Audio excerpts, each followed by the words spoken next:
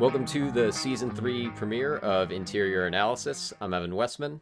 I'm Jelani Kelly. And today we are talking about the MPAA rating system. So it's going to be kind of a non-traditional episode, a little bit like what we did last year for 3-act structure, but also totally different. And we are joined by 3 special guests. So we have Paige Morse, the host of the Revolution is Televised podcast. Hello, thank you for having me on. Yeah, great to have you. And we have Keagen Fritz, writer of the Universal Theme column for Popcorn Talk. Hello, everybody. Thank you for having me, Evan. Yep, good to have you. And Chayse McLaughlin, host of the Afternoon Tune podcast. How you doing, everybody? And thank you for having me. Yep, good to have you. All right, so before we start, language warning and very general content warning. Because we're talking about the MPAA, we're probably going to end up talking about what goes into it, so definitely going to be some language on this one. I don't know what any of you guys are planning to talk about, but I'm just putting that warning out there. Like, this won't be a safe for work podcast, so headphones in probably. Possible spoiler warning too, I don't know. I have no idea if we're going to get into that, and I have no idea what for, but just possibility for that too. So, the MPAA rating system basically it's exclusive to the US. It's the rating system we use to, like, basically say who a movie is recommended for. Is like, so the ratings are G, PG, PG-13, R, and NC-17. A lot of people probably know that, but if you're not from here, you might not be familiar. That basically is what we're going to be talking about. So I have a list of questions, and we're going to try to get through as many of them as we can in a timely manner, hopefully, while also getting a good sense of all the things the MPAA has an impact on with the movie industry. First couple questions. These are, I don't want to call them icebreakers, but I think it'll give a good sense of where we're coming from. So first questions are, what's the first PG-13 movie you saw, first one you saw in theaters, and then first R-rated movie you saw, and first R that you saw in theaters. So let's start with, you can answer both the PG-13s. Chayse, why don't we start with you? So, I don't think it was the first one that I saw, but it was definitely the first one that I remember seeing as a kid. And this was both in theaters and also, potentially one of the first PG-13 movies I've seen. Rush Hour 3. And I only remember because I was with my parents, and there are some scenes where, some women be getting a little naked. And it was very uncomfortable to watch it with my parents. So that's probably why that's like the first film that comes to mind for me. And first one in theaters? Yeah, first one in theaters, but also it's the only one that I could kind of think of that might have been the first one I've seen. Maybe Child's Play? No, wait, Child's Play is rated R, right? I don't know, actually. So Rush Hour 3, that was both for you, first in theaters. Yeah, in terms of like what I can remember. I didn't realize it was, when did that come out? I thought those were like early 90s. Rush Hour 3 actually came out in like 2007 or like 2006 maybe. I'm not that old. No, sorry, I just didn't know. Wow, Evan. Okay, so since that was both years, Paige, why don't you go next? So the first PG-13 movie I remember seeing was Happy Gilmore. When I was a kid, I feel like I watched a lot of like slapstick comedies with my dad. And then also that kind of ties into the first one I saw in theaters, which I think was Grown Ups, another Adam Sandler movie. And the funeral scene of that movie was filmed in the town I'm from, so it was like an event for all of us to go see it, even though I was like 10 years old. Keagen, what was yours? So for just PG-13, I can't say if this is like, again, like the very first one, just because my childhood like that, I feel like that's a blur at this point. I would say probably like the first Spider-Man that came out in 2002. Yeah, so that one. And I think that was in theater. That one was definitely in theaters. But yeah, so that one would probably be the first one that I would have actually like absorbed. So yours was 2 for 1 there also, like first in theaters. Yeah, because like all the other movies that I probably would have been watching would have just been like at-home thing, and I think they would have been PG more than likely. Okay, and Jelani, what was yours? I don't remember, but I was gonna say Spider-Man as well, probably. I don't remember which for the movie theater either, but it was probably some superhero movie. I remember seeing Rise of the Silver Surfer, the Fantastic Four sequel in theaters, but that was rated PG. Just name any 2000 superhero movie, and I'd count it as probably one of my first. Yeah, I was wondering because I figured that might be reaching kind of far back. I wasn't sure if all of you would remember. Calling us old, Evan? No, it's just No, been a no, while. no, it's cool. Like, No, don't worry about it. we're all basically the same age here, I think. Yeah. So for my two, first one I saw was Harry Potter and the Goblet of Fire. That's the fourth one. First in that series, that was PG-13. I think it was 9. I saw that, and then first in theaters was Avatar. The James Cameron Blue People one, not the Last Airbender one. I think it would have been 11 for that. Okay, so why don't we go same order? First, our movie you saw. So Chayse. So I did look it up, and I think Child's Play was the first R-rated movie I've seen, and I saw it when I was maybe like way too young to see it, like 5, 6, and I've just never looked at dolls the same. Like they all terrify me. Okay, and first one in theaters? First one in theaters might have actually been Deadpool. I don't know, because I can't name another movie that was rated R that I went out and saw before Deadpool that I can remember, you know? So the first R movie I saw was The Breakfast Club, and I feel like I was probably like 14. I feel like that movie, we'll get into this later, but I feel like that movie doesn't necessarily need to be rated R. So it wasn't too graphic or anything for me, I don't think. And then in theaters, it took me a while to try to think of the first movie I saw in theaters, but I think it might have been Us, the Jordan Peele movie. So that was only from about a year ago. A little more probably, right? Yeah, I guess I don't go to the movies very often. Nobody is now. Yeah, you caught it just in time, I guess. Okay, Keagen, how about you? All right, so I definitely remember I don't know the ages. I think I was like anywhere from the ages of 4 to 6 probably, but I definitely remember watching Apocalypse Now, like the Redux version, and Full Metal Jacket because of my dad. Like he really likes those movies, and he put them on, and like I remember them not so much for the content. I mean, at the time I've seen them since, but like definitely that was very like vivid just in terms of senses at the time. And in theaters, I think that may have been my dad took me to see The Departed, and so that would have been 2006. So I think that was the first, but honestly, like it is a little bit of a guess, but I'm gonna go with that as my first. And Jelani? I want to say the first R movie I saw was Coming to America, because I remember there was like an early nude scene in that, and my parents, whenever a nude scene would come on, would cover my eyes.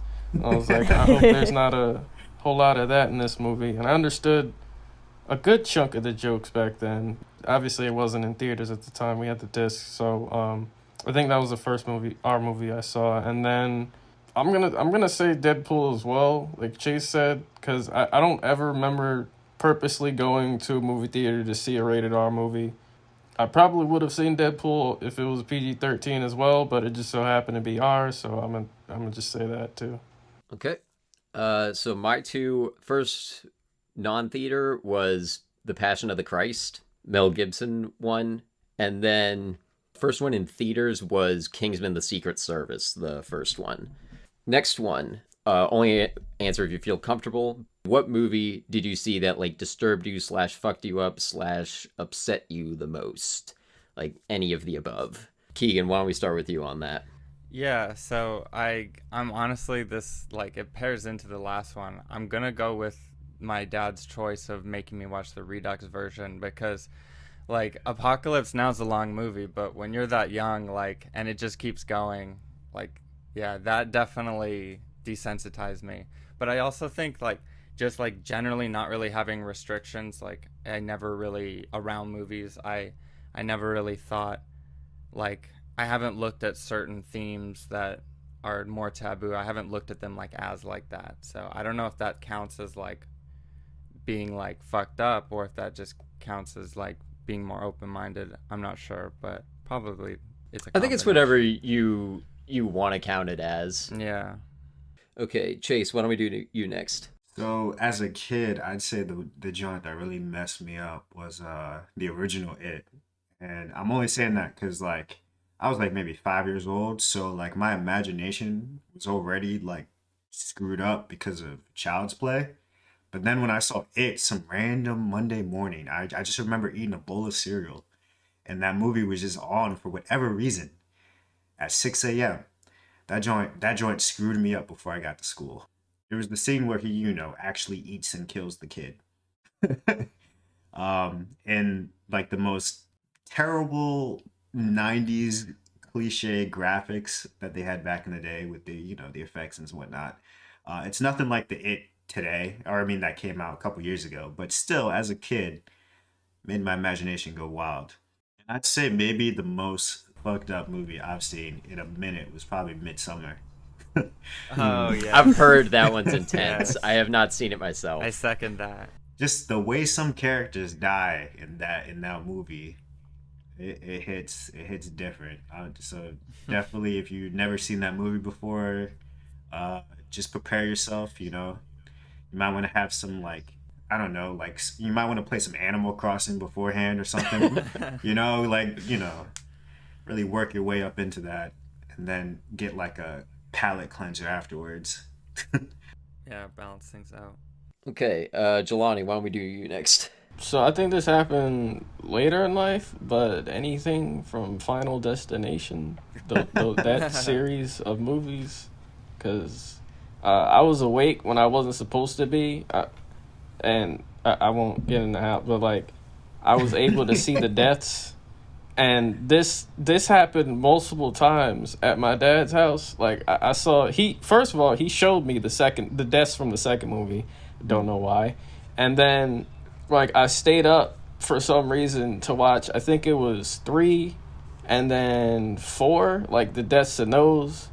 Whenever I see the deaths, like it could just be a clip in those movies, I just get paranoid for like the next 3 days, and I'm careful with everything I'm doing around my house. And like the thing about those movies is like most of the deaths in those movies can happen because people have died in some crazy ways. That's what made it scary to me. So all of the Final Destinations. Paige, how about you? 2 different answers for this one. I feel like in terms of like scaring me as a kid, Ghostbusters for some reason really scared me, which is embarrassing. But that movie with like, I don't think it was the Marshmallow Man, but it was like the monster before it became the Marshmallow Man that scared me. And in terms of like seeing a movie before I should have seen it and it disturbed me, I would say 16 Candles. I saw that movie when I was probably like 9 or 10, and it's rated PG, but there's like full nudity in it. Like it was before the PG-13 rating was introduced. And I feel like that really, I was like, I shouldn't be watching this. Okay.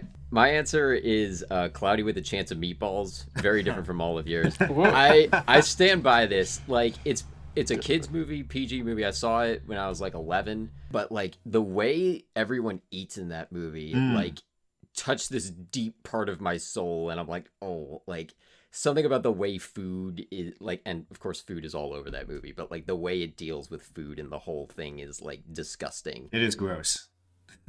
And for years I cited that as my least favorite movie. Now, if I saw it today, I'd probably be like relatively okay, but it still is really gross to me. Yeah, like I stand by that answer. Like nothing on like Game of Thrones or anything later has like, yeah, to this day, Cloudy with a Chance. Honorable mention to Shark Tale. I didn't realize how creepy that movie looked until recently, bro. The Will Smith fish, bro. Mean? Come on, man. You can't deny. You can't deny the angelfish was kind of cute, though. No, Chayse. No, Chayse. Come on. No. Lie to yourself. Oh my god. No, I'm not. No. It is weird how they make the fish look kind of like people in that movie. Yeah. Like they do that with a lot of animals, but especially in that. Yeah. They all have arms, basically. Things that shouldn't look human and have dimples are creepy.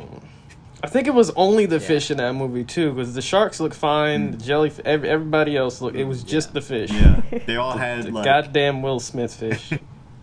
they all had like straight teeth. Oh God! I'd never Yeah. thought of that, but yes. Imagine all- going all fishing of the and you above. catch a fish with all human teeth. Yeah, he like I'm good on he that. grabs the bait with his teeth. I'm good. Yeah, it's a no. You said Midsummer most. Chase? Nah, Yeah, that was nah. Shark Tale. Shark Tales.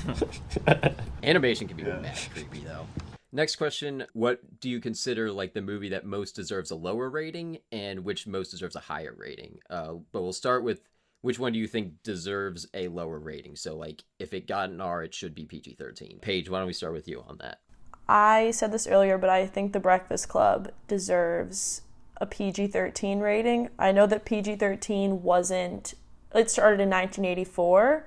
Breakfast Club came out in 85, so I guess it was still like a new rating. I don't know if they weren't sure like what to rate it, or if like I feel like the PG-13 was a new idea, so they didn't really know what quite fit into that category yet. But I feel like it deserves a lower rating because I feel like it's only rated R for swearing, and like there's no sex in it. They smoke weed in it, so I think maybe the drug use would make it rated R. And I think for PG-13 you're only allowed one F word. So there's definitely more than one F word in that movie. Yeah, so just to clarify that, I have more I want to say on the F word thing, but technically, yes, like it's one kind of two. Context does matter, like it can't be in like a sexual context. Like a good distinction is like PG-13 you can say fuck you cannot say I want to fuck you. I think it's like two if the MPAA is like, all right, we'll give it to you, but like one is kind of their guideline. Don't they sometimes get away with like a middle finger as well? Yeah, I didn't see any language in their documents about middle fingers or like any gestures at all, come to think of it. I don't think they have specifications on that. Yeah, I don't know where the line is. Who wants to go next with this? I'm gonna just say any PG movie nowadays. Like those could all be G. For example, like Despicable Me. That's PG. What parent needs to sit with their child to watch that? Like, if no one died, in my opinion, it should just be rated G. Like Frozen as well is PG. Like a lot of kids movies nowadays don't really need the PG rating. But that's just my opinion. Despicable Me has an evil genius as the lead. The parents need to be there to make sure that the kids kid don't might go grow evil. up to be a supervillain, right? You don't want to turn into Gru, kids. Yeah. Yeah, I was almost gonna put that. The only thing I disagree with you on there, Jelani, there are minions in it, so automatic NC-17. Well, you got me. Yeah. Yeah, I don't know how it got through theaters. I know. Freaking banana head guys, kids shouldn't be seeing that. Terrifying. Chayse, why don't we have you go next?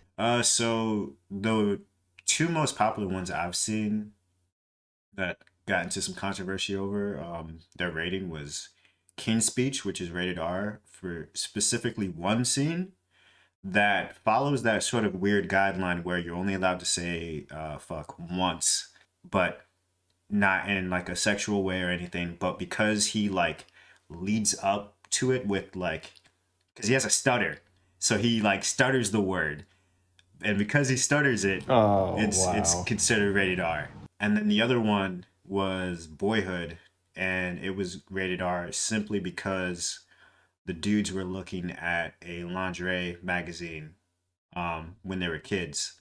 So yeah, no, I mean, that's a debatable one because it is weird, but like they're like I don't know, it's not like they're seeing the nipples and just straight wanking off to it. It's just they're looking at it. The movie was about a kid growing up, so I don't know. I think that would have had enough language to justify it if not. So like that was probably what was like technically on there. I don't know what the like specifications were, but I think that would have also been part of it for Boyhood.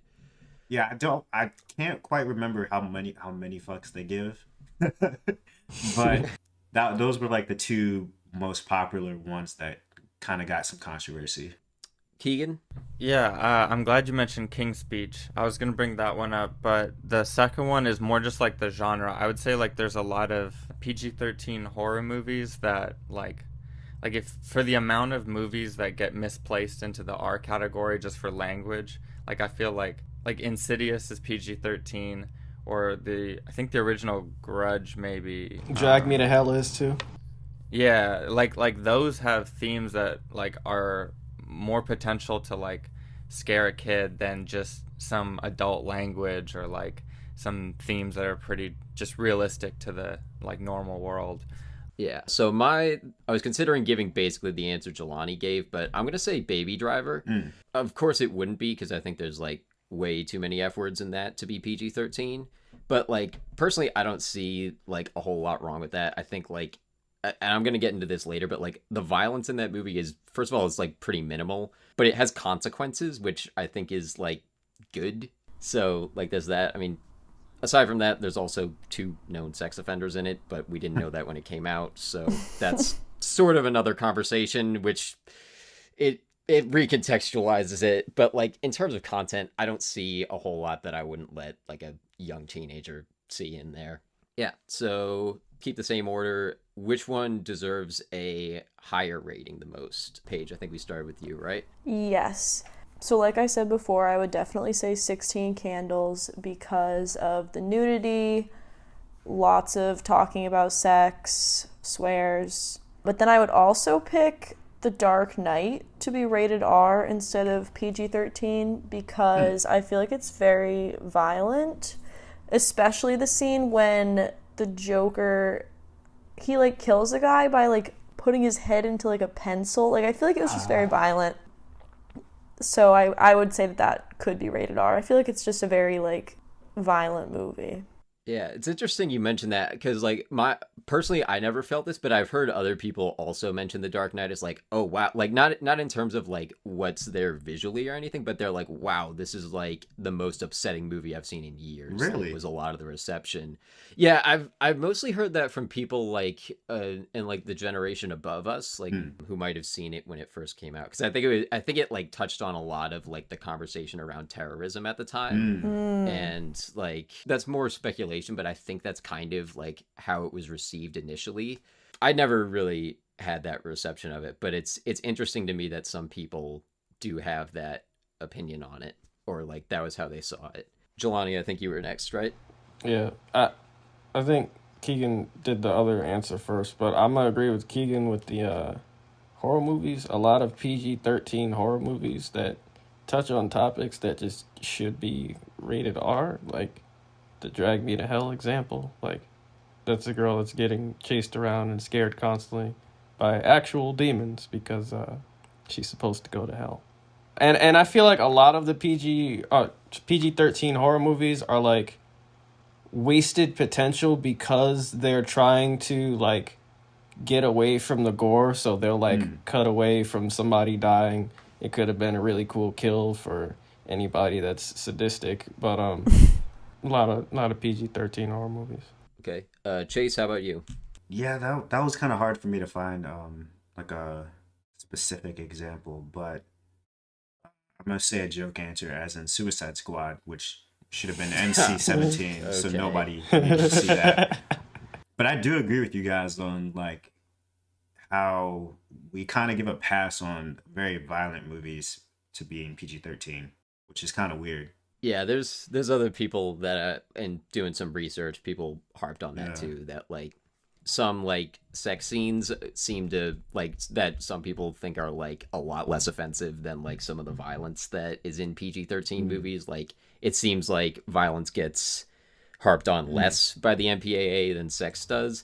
I don't know whether I personally agree with that assessment, but I know that there's a lot of people who do feel that way. Oh, you know what I just remembered? The Indiana Jones where the one where the dude got his head melted off. That joint is like rated PG. I think that's the first one. I was going to get into this later, but that's really interesting you say that, because the Indiana Jones movies are cited as a major reason that the PG-13 rating was created. I don't know which one. I think it was Temple of Doom was the one that like is credited for like creating the PG-13 rating.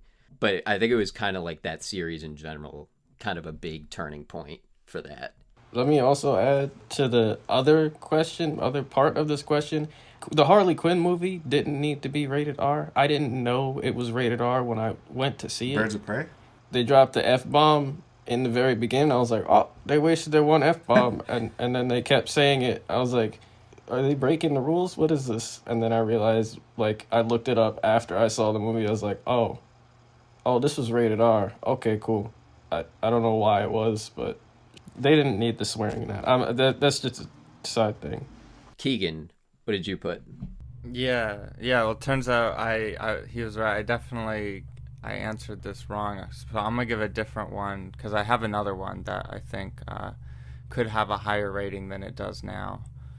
I would say like the first Anchorman, because like I feel like there's definitely, like, compared to some other things that are rated R, like that one has just a bit more like raunch to it, and there's like a lot of like sexual themes or whatever, and like I don't know. I was surprised when it was PG-13. I always remember it being like up there with the other kind of R-rated Will Ferrell movies. So I was surprised that it was PG-13.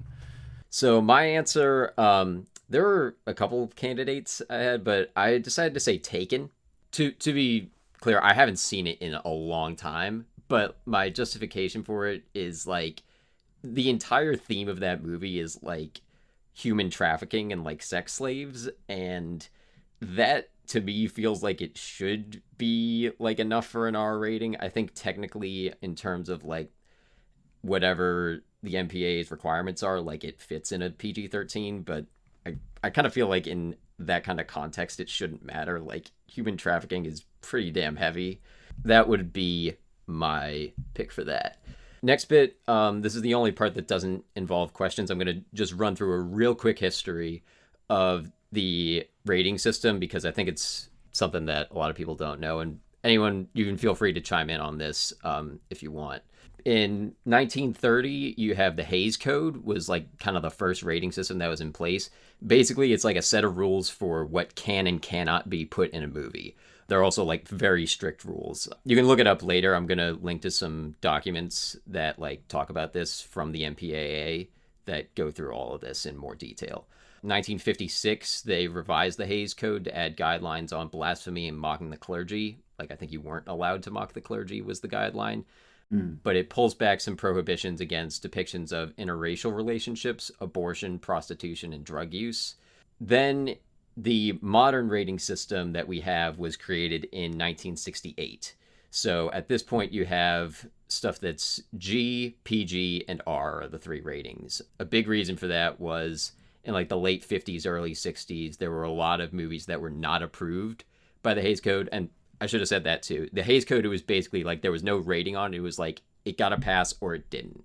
So like the big one that I've heard of was Some Like It Hot, which if you haven't seen it, it's basically white chicks, but set in the 50s, just for context. And then in 1984, we already talked about this a bit, but the PG-13 rating is added. Then Indiana Jones is like a big catalyst for that, at least from what I read.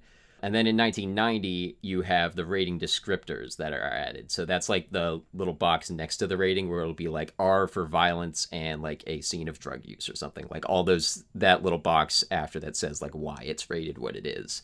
And then in 1999 was when you started having to show ID when you went into an R-rated movie. And that was in response in large part to the Columbine shooting.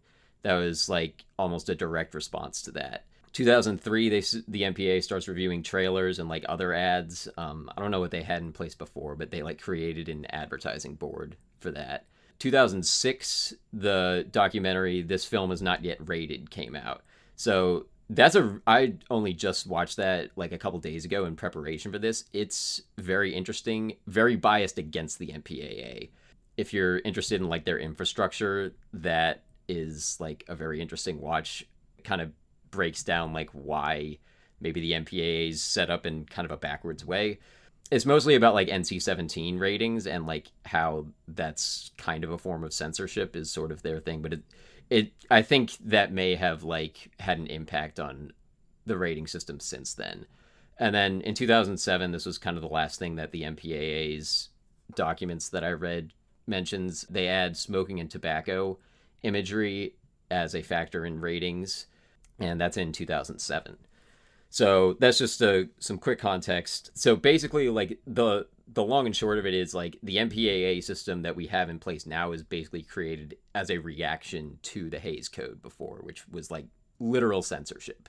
Is the Hays Code, and that was like a major thing that the MPAA was founded on. Is like, we are not censors. We are going to say like, this is basically what's in a movie, but we are not going to tell you that you cannot create it, which is what the Hays Code did. Let's get into our next set of questions, which is about the effectiveness of the MPAA. First one, this is a little broad. What would you say is the biggest thing that the MPAA does well? Keagen, why don't we start with you on that? Yeah, I think the best thing that it does is just like help parents and who would like to know a bit about the content from potentially other parents, because that's like, I guess, how the MPAA is set up. And because like it's not financially really viable to like go see a movie, if it's in theaters, to go see a movie and then watch it and check it for yourself, and like a lot of people don't have time for that. So I think like it helps us kind of like a general reference guide to the general population when it comes to like, oh, should I take my kid to see this movie? But like, that's me being as nice as I can to the MPAA. Okay. Well, this is kind of the time for that, if there's any. Okay, Chayse, why don't we go to you next? Yeah, I agree with Keagen on that. It's kind of just a sort of generalized, very easy and comprehensible guide for parents that truly care. Because I've been to plenty of theaters, like even Deadpool, where there were just like a bunch of kids with their parents. So some don't, but I guess for the average American, probably Protestant Christian family, I feel like it's a solid enough guide for them, so that they don't send their kids to go see Midsummer. Okay. Jelani, how about you? I said nothing. But if I had to give them anything, it'd be the descriptors that you mentioned. Like, this movie contains cigarettes and violence. But sometimes even I think I saw a movie where I can't remember, but I'm pretty sure I've seen a few movies where like the descriptors weren't entirely accurate, or they missed something completely. Like it'll be a PG-13 movie and there's like nudity at some point. I was like, well, that wasn't in the descriptors, but that's cool. But no, nothing. Okay. So just to clarify with your answer there, just the way that the MPAA, like their justification for how they do the descriptors is like they only do the content that they feel warrants whatever rating it has. Like if there is like some language, but like it doesn't cross into R territory, but it's an R-rated movie, they might not mention language in the descriptor. That's kind of like how they describe what the descriptors are in some of their documents. But in your case, it sounds like you think it was not really accomplishing that. Paige, how about you? I basically agree with what everyone else was saying, but I said I think it tells viewers what to expect. Like, you basically know what you're signing up for if they rate it correctly and describe it correctly. And yeah, it helps parents decide if a movie is okay for their kids to see. Okay, my answer was basically, I was going to have another one, but after like doing a little more research, basically the only thing that I think I can say it does well is it is a good response to the Hays Code. Like, technically it's not censorship. I think it is restrictive in other ways that I'll talk about later. It's good that it's not the Hays Code is my answer. So again, let's keep the same order for this one. What is the biggest thing you think the MPAA does wrong? So Keagen. Yeah, so interesting question. So I think the MPAA I think it severely limits like the art form in general and its capacity to comment on and like explore human nature in any meaningful way, because it like bolsters unnecessary fears of taboo subjects and like adult themes, and I think it kind of like a consequence is that is it creates like a cookie cutter way to make a movie if you want to make money in like the general population, and I think it's really like skewed and biased, and yeah, I'll leave it there for now.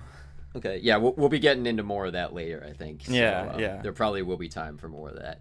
Chayse, how about you? Yeah, even though they're supposedly anonymous, it does feel like there's a very obvious, like I could see these parents, like I feel like I know Exactly. these parents, you know what I'm saying? Like Yeah. the how they rate and review movies tends to sway towards a sort of Protestant Christian, like, middle class America sort of background. I would hope that sooner or later that they start to get a little bit more inclusive with like the kinds of parents that they let in, because like there's certain movies I know for a fact there's no black parents in this that that like we're like, all right, no, that's too much or that's too little. So yeah, I'd say you can kind of feel like you can get the sense that they're very much Protestant Christians, and I feel like if they just expanded their, what is it called, their membership to different groups of parents, maybe it could get a little bit more fair. But there will always be a bias. Yeah. So, just to respond to that for like what the MPAA actually like sets out in their guidelines, their raters are, I think it's like 8 to 13 people at any given time. This is mostly based on the documentation that I read.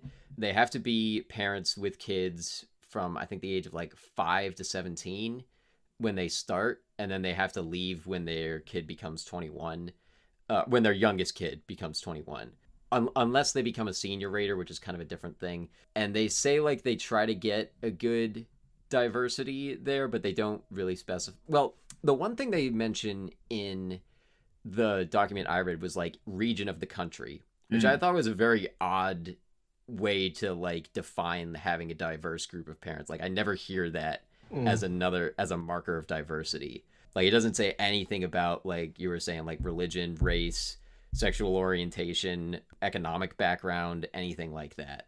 And personally, I think even if you have the most diverse group of 13 people ever, you're not gonna represent like the average American parent as they claim to.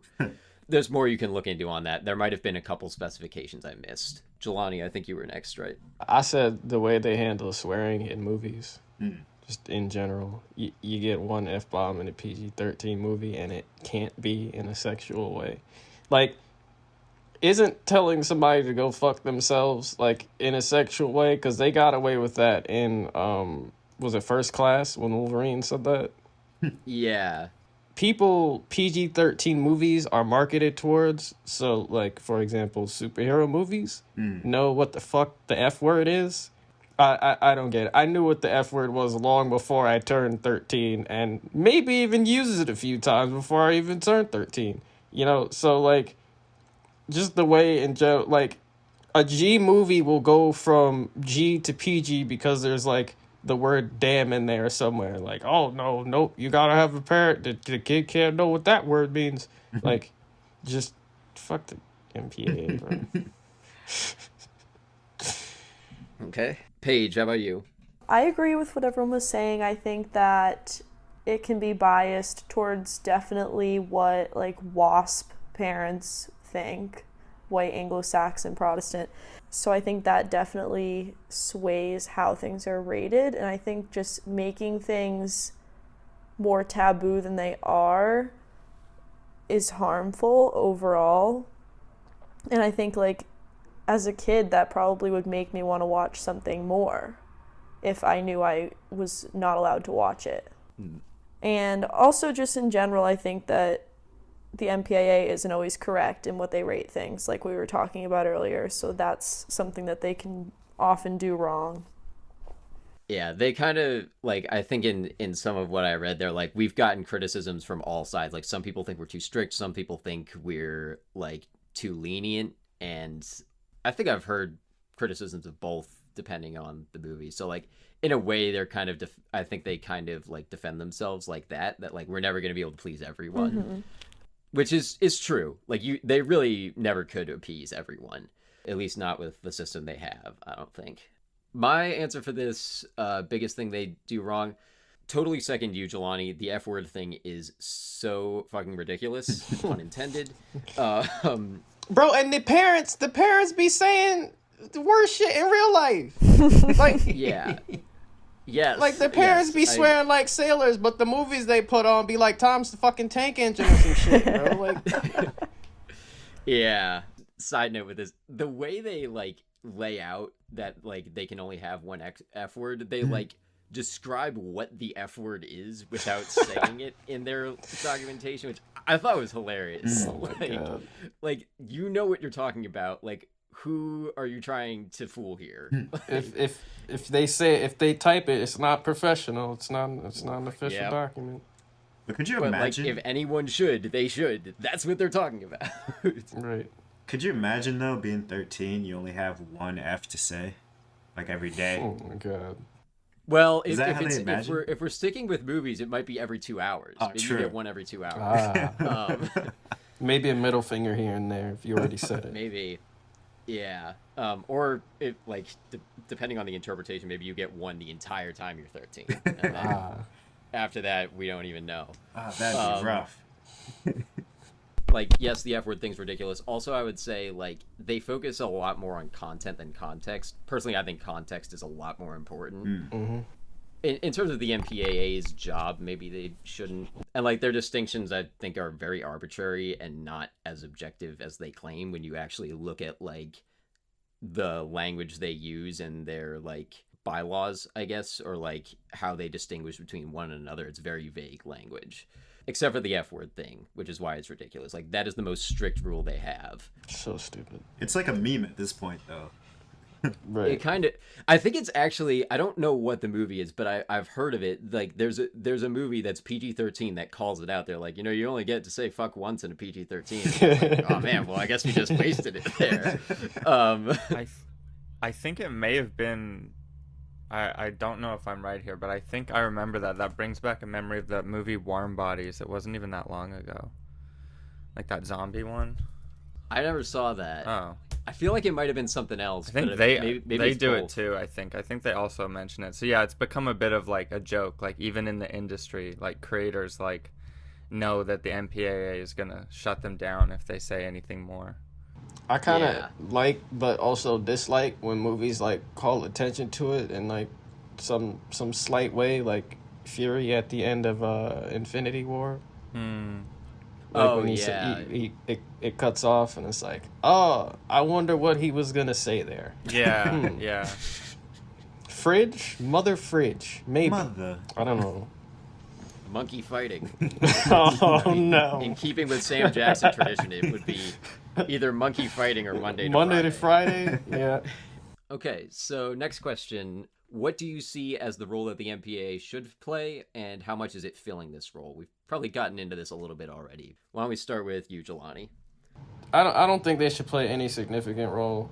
I mean, it rolls into my answer would kind of just roll into my suggestion. Just make every movie fucking unrated and just leave the descriptors there and just let people fucking figure it out. Just let it be a free-for-all. I'm so sick of this censored nonsense. Okay. That's pretty close to my answer, actually. Yeah. I might just give mine now, just since it's so close. Like, yeah, basically, like, I think they should say, like, what's in it, both in terms of, like, context and content. They could, and I think there is a way they could do that while remaining objective, because, like, part of their thing is they don't want to, like, pass judgment on any of it. They just want to let you know what's in it. I think that's they could exactly do that. What they're doing, though.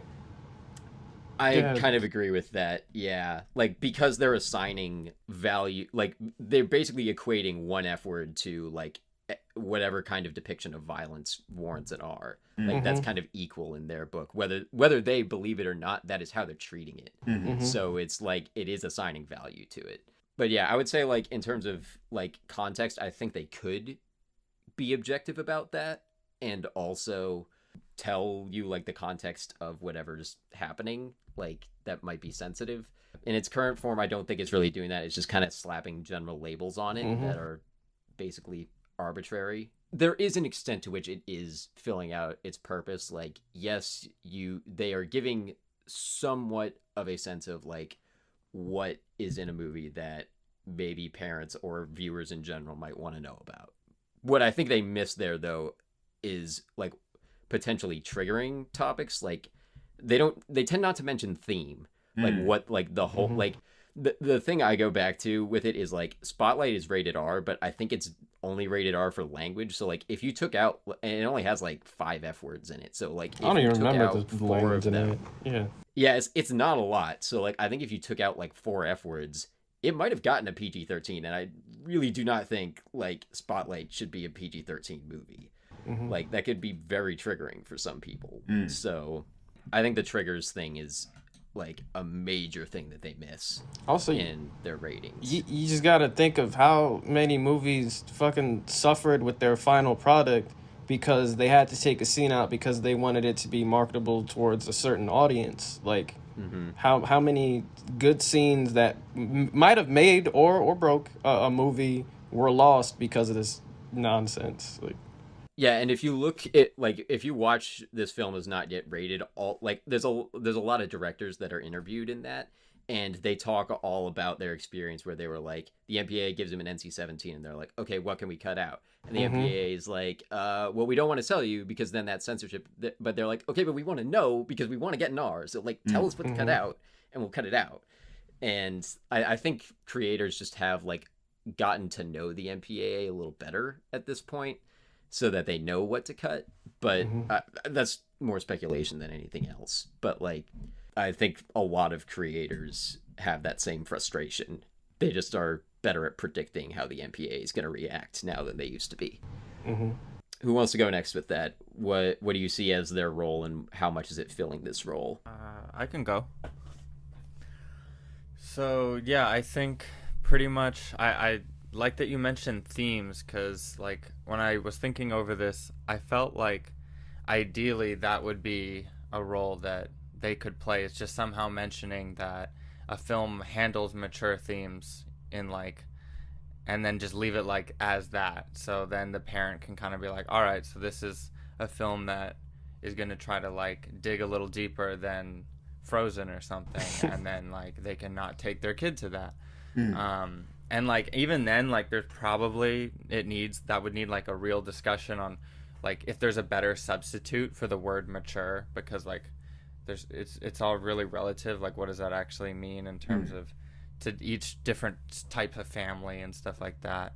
But yeah, how much of it is filling this role right now? I think it's doing way more harm, and it's not really doing that. And like like everything you guys were saying about how it's like attributing value, and it's stifling like creators to have to kind of like play this weird chess game with the MPAA to get their movies out.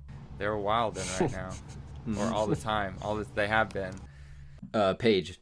Yeah, I agree with what everyone's been saying. I think in general, like the role that I see it playing is just like a precaution of what to expect, but that it shouldn't dictate the whole movie-going experience, and it shouldn't dictate what creators should be able to put in their movies. Okay. And how well would you say it's like accomplishing that at the moment? I didn't think it was that bad until I got on this call, and now I hear what you guys think. And I see your points, because I'm not like a screenwriting major, or like I'm not like a creator myself, so I guess I don't see how that would affect it, but now I'm kind of seeing that side. Yeah, well, I mean, that was kind of part of why I wanted so many people on here, because like we have a little bit of like diversity of like whether we're creators or not here. I don't really know what you do creatively, Chayse, but like I'll be doing stuff. Okay. Well, we're gonna get into like the creator side of it later a bit too. We already have a bit, and that's fine, but I have more specific questions about that. Chayse, what was your answer for this? Dude, I'm mad you guys making me having to defend this shit. So, I do give them their props in the sense that they fulfill their role, in the sense that you don't see many Karens complaining about movies. there's not too many cases of, some crazy lady emailing a studio saying my kid got scarred from this movie, Fair. because the rating was wrong. So I have to give them their props on that and that alone. I do think that the problem with the MPAA is the fact that there's an NC-17 rating that prohibits you from even just being in a theater to begin with. I think that rule is just stupid. And I think that's the one reason why that's probably like the one reason why I would say that they do kind of fail, is because they have a rating that restricts you from being in theaters to begin with. And I think that's so dumb. You imagine like a 7-year-old accidentally stepping into a movie theater that's NC-17, just getting tackled out by like a movie usher or something. But it's like, so I get why it exists. And I do think that they do maybe like a D+, C- job of making sure that there's no movies that kids from very strict households don't get into, the movies that they're not supposed to get into. So I have to give them their props for that much. Yeah. I think, like, in modern terms, I agree with you there. I think in years past, that hasn't always been the case. Like, and I think they've adapted to that accordingly. I think there were maybe some things that like they did get complaints about, and now they're like trying to be a little more consistent and like not rock the boat at all with stuff. I think Titanic was one that was a big deal, because like I think it's like a half topless scene with Kate Winslet in it, like the famous scene where DiCaprio draws her, and that was a big deal for people, like that it was PG-13 and it had that scene in it. And I think the MPAA got a little bit of heat from some parents for that. But in more recent years, again, I think creators are like kind of able to predict what they're going to say a little bit. Wait. The MPAA caught heat because she was topless, but the entire fucking boat full of people sank, and that was fine. Other people have said exactly that thing. Okay. Yeah, death and violence, that's fine. Oh my god. Yeah, no, that's cool. That happens. It'd be like that sometimes. Yeah, that's just Part of of it. life. Okay. Yeah. Yeah. But nipples can't. Nope. Apparently. No, too much. that's Too not. much. That's over the line. That's not. It's not. Yeah. Okay. Yeah, and like I don't know like whether they made the right call or not there, but like that I know that was one that like people were a little bit up in arms about at the time. Oh, sorry. Spoilers for people who didn't know what happened to the Titanic. Oh, I'm sorry. Yes, Well, you did mention spoilers in the beginning, so you're fine. Yeah. Oh man, That's I okay. never watched the Titanic. No, I'm fucked. This is kind of similar. Ideally, what would you specify in a rating in terms of content, age, tone, message, recommendation, other, any of that? Paige, why don't we start with you? I wrote, like, I think that specifying if there's sexual content, language, violence. I said, like, disturbing images. I was thinking more about, like, horror movies and stuff like Midsummer, gore. like, yeah, like gore, but also just, like, even without gore, like, a horror Shark movie. Tale. Shark Tale. Oh my god. I don't think that specifying if there's, like, smoking or alcohol in a movie is necessary. That's interesting because that's like their most recent thing that they added. Like I think they got pressure from certain groups to add smoking as a descriptor. Yeah, I feel like why is that necessary? Like, this isn't prohibition. Are they backed by the real truth? I don't know. Keagen, why don't we do you next? Yeah, going there. One of the options could be like I mentioned earlier, something to do with themes, and this is kind of giving away a different question, but just like a sticker, like a parental advisory sticker on an album. Like that's what should be there, and it's just like one way or the other if there's gonna be some stuff or not, and then like maybe then it's up to the parent, especially nowadays, to like use Google to just search. Like you can now find out. Like I mentioned earlier that the MPA helps parents who don't have time, but like now I realize they can just Google this information and find out. So there's that. Or you could do like like Boyhood was a good example of it's kind of orientated at teens and whatnot, but yet like they couldn't see it because of the ratings, and it was like an R rating. So you could have like, is it orientated to the perspective of like a family, or is it to an adult or to like a teenager? Mm-hmm. And then that way you could kind of like, who's the targeted audience, and then that targeted audience can decide if like they feel it's mature or not for them.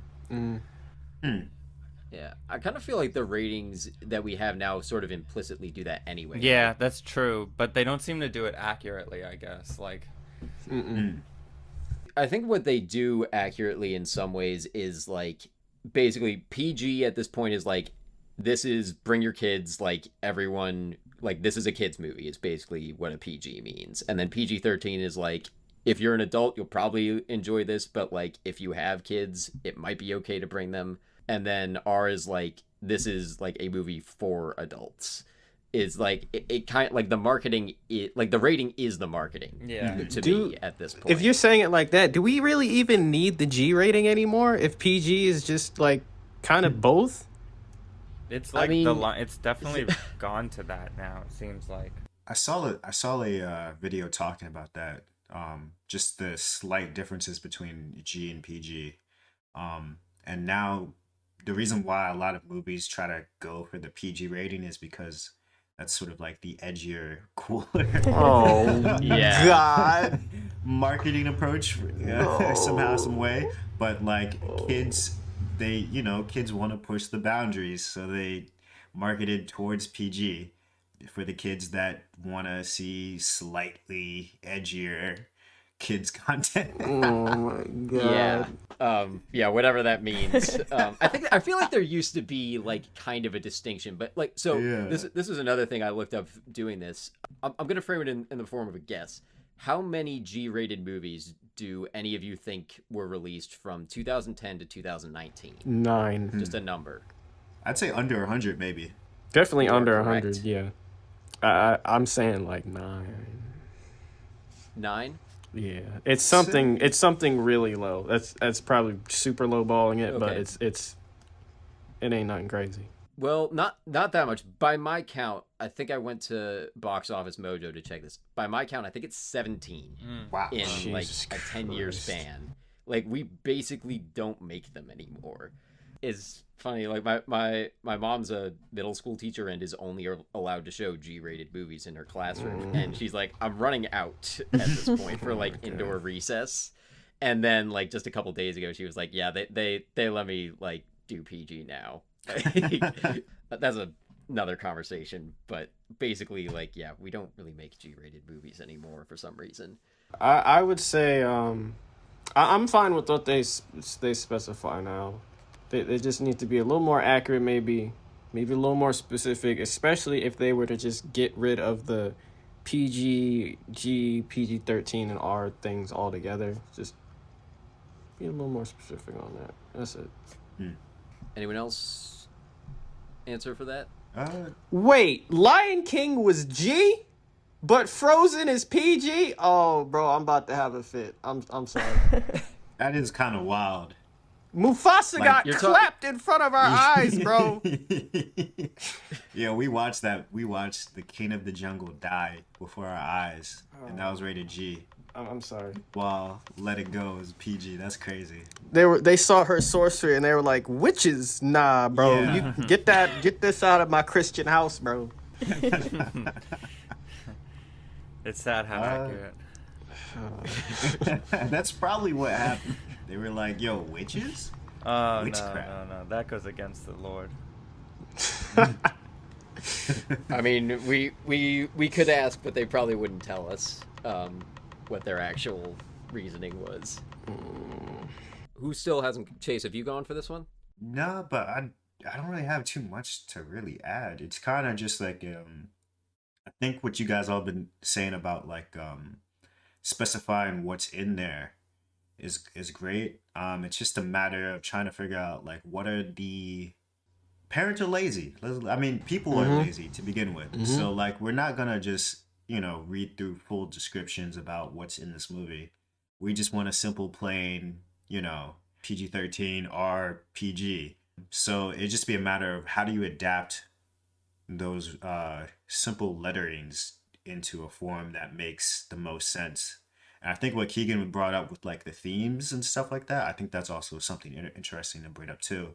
Because I know a lot of movies are starting to bring up a lot more. Like a movie I'm thinking of right now is Promising Young Woman, which kind of brings up something that can trigger a lot of women, and that's just rated R, but there's no like warning about like, you know, Why? why exactly, you know. So I think maybe you should bring up like what are the themes being tackled, and that should be its own sort of separate like lettering and rating, just in case, just to give people a heads up, like, hey, like Midsummer, you can finish this and people get clapped in the most horrific way possible. Yeah, so my answer for that, basically everything you guys are saying in terms of content. I would also add, I mentioned this context, while remaining impartial and like non-judgmental of it, just like saying what the context is. Like, if there's violence, who is doing it? Who are they doing it to? What's the undertone? And like, does it have consequences? Or like, if there's sexual harassment or bigotry, is it called out or not? Yeah. I think that would be a distinction to make. And like, if there's profanity, how is it used? Is it like just casually or like aggressive? Like, that feels like something they could do without like breaking any like impartialness that they're trying to do. And like, I think Jelani, you were the one who mentioned it. Like, all the information should be there, but not put in like the GPG context. Like, not in context of who can or should see it, but like the information is there if you want it, would be like my ideal thing. So next question. This one is a little different from the other ones, and I've just been wondering about this. So like, what do you guys think of like sanitized portrayals of things versus like more intense? I'm mostly talking violence here. Like, should that affect the rating, or should it just be the content itself? Like, the example I'm going to use is like how different movies deal with like killing henchmen in an action scene. Like, do they do it like John Wick, where like we see without a doubt that this henchman is dead? Or is it like in a Marvel movie where it's just like Captain America punches him in the face and like The guy goes flying off the train, but we never see a body, so it's good. Yeah, something like that. So like, how do we... I'm going to give my answer first for this one, but obviously feel free to chime in. My answer is like, I think it's just at least worth examining. I don't really know what I personally feel about it. Like, I don't know which one should warrant a higher rating or not. But like, something that one of the directors in this film has not yet rated, people who were interviewed said something that I've been thinking for a while. Like, when you're like showing an action scene, like, is it actually better for like kids to see something that's sanitized where like there's not blood, or should they see the consequences of it? And I don't really know where I stand on that. I kind of can see both sides of it, where like, in some ways maybe it's good to show like, okay, when you punch a guy in the head, he could like at least get concussed or something. And then in like Marvel movies, everyone's like either in an Iron Man suit or has plot armor or something. There's too many cuts. You can't see anybody get hit, but with those action scenes, it's like 250 cuts with one punch. It's yeah. And I mean, I don't know that John Wick is the best comparison, so maybe I shouldn't have used that, because like that's a very unique style. But like, I just wonder, like, is it like the way we rate it now? It's like, if you see blood, if you like see the person die, that usually gets a higher rating. And maybe it should, maybe it shouldn't. Or like, again, we're kind of all saying that maybe the rating system shouldn't be the way it is. So like, maybe it's something else. But I just like, I'm curious what all of your thoughts are on that. So Chayse, why don't we have you go first there? So I didn't know that John Wick was rated R until I saw that question. Because it kind of just flows, I mean, kind of like a regular PG-13 action movie, for me at least. For what's unsettling to me is like, say, like the gore. Like, if you're, like, what was unsettling about Midsummer is that they like settled on the gore. You know what I'm saying? Like, you saw each and every frame of old boy fall down and get clapped, and then you saw his head.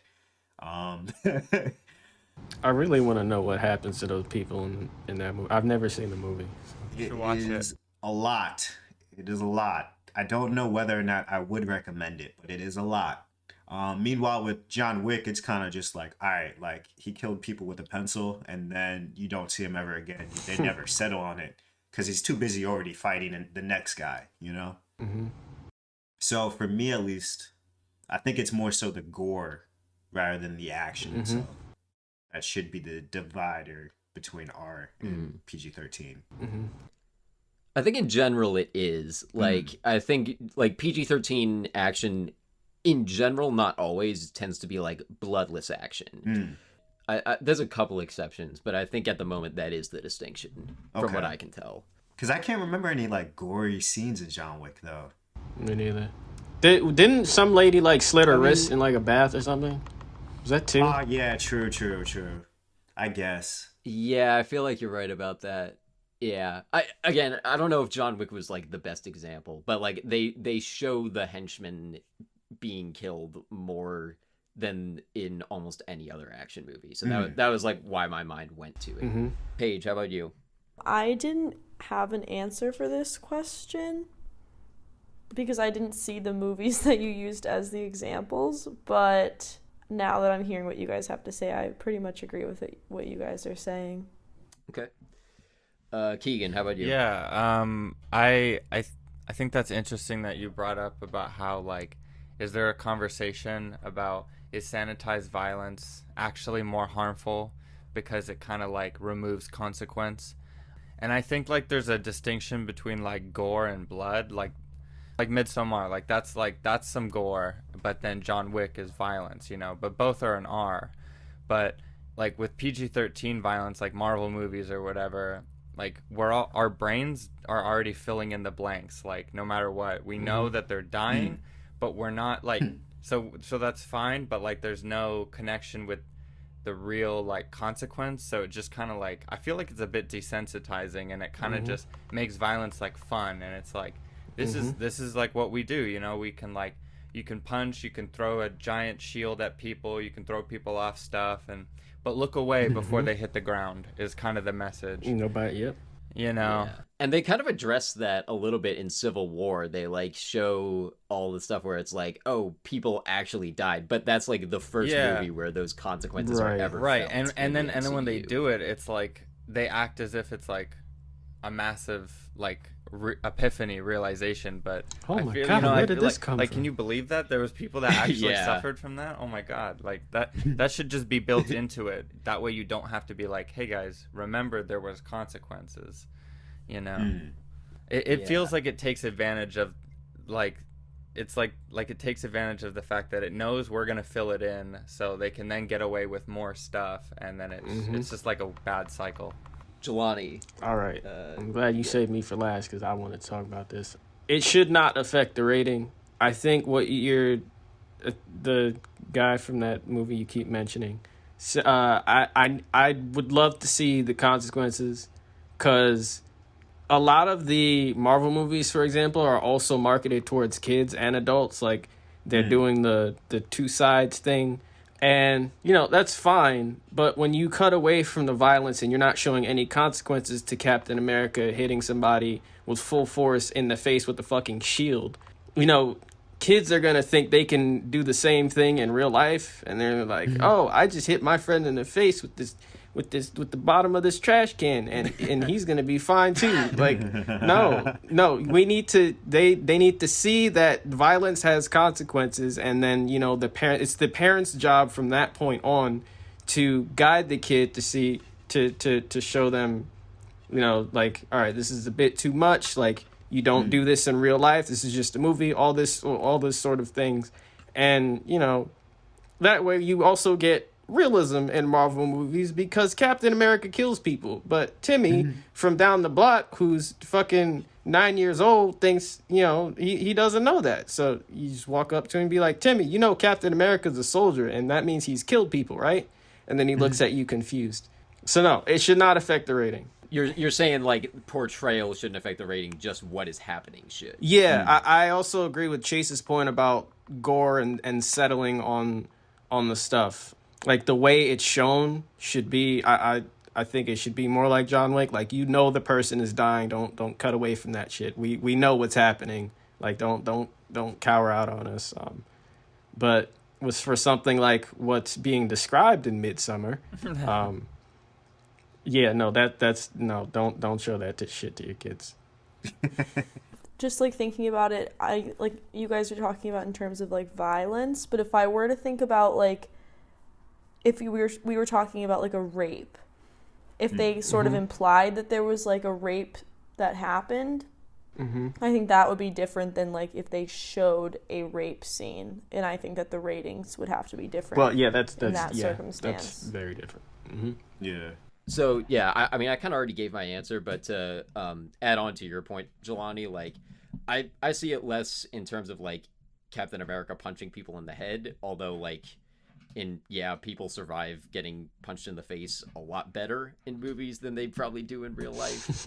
I don't know if that's like the MPAA's territory, but like, yeah, realism is often suspended. I think a better example for what I was talking about than John Wick versus Marvel movies is maybe Fast and Furious versus like Baby Driver. Because like I was saying with Baby Driver before, I really like that in that movie, like the violence has consequences, and like the protagonist in that is like kind of a pacifist, but like the couple times that like he actually does fight people, like there are consequences. You see a little bit of blood, and like they actually die when he like hits them with the car or whatever he does. Like, contrast that with the scene I always think of in Fast and Furious is Fast 5, when they're dragging the big safe through Rio and it's like smashing into buildings and stuff, and like that turned me off so much because I was like, oh man, they're cutting away from like, you know how many pedestrians should have died in that scene? Like the amount of injuries from that should be insane. But all we see is like, I think there's like corrupt policemen chasing them, and all we see is like their cars. So you don't want to talk about Man of Steel? Oh man. I think I haven't seen Man of Steel in a while, so I don't remember. But yeah, Man of Steel is something that I hear in that conversation sometimes, that like it was a contrast. Right. I mean, Jelani, you can probably speak better to this than I can, but like people were kind of upset, I think, that like entire city blocks are crushed. Yep. With Fast 5, I just didn't like that the protagonists were getting off scot-free for this. And like it was like the movie was kind of saying, "Oh, they aren't actually hurting everyone." I was like, "No, they totally would." You just don't want to show that because you want them to be good guys. Yeah. You look badass. It's cool. Right. It's fine. You get away with it. The cops don't care. Yeah.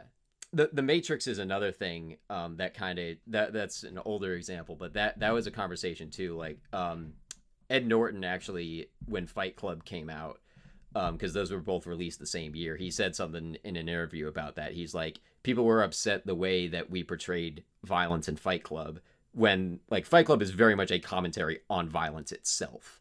So like, but people were upset about it, and he was like, okay, but like months before The Matrix came out, and that's basically like violence as ballet. So like, where do you draw the line? I'm paraphrasing what he said, but like that was kind of his argument, that like at least we're dealing with it like it is in real life, whereas The Matrix, it's just fun. And I don't want to like pass too much judgment on that. Like, I enjoy action movies without consequences a lot, but I think it is something to take into account. Both as a creator and like from a ratings perspective.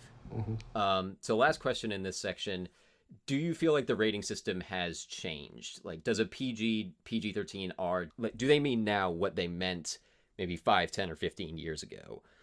Paige, why don't we start with you on that?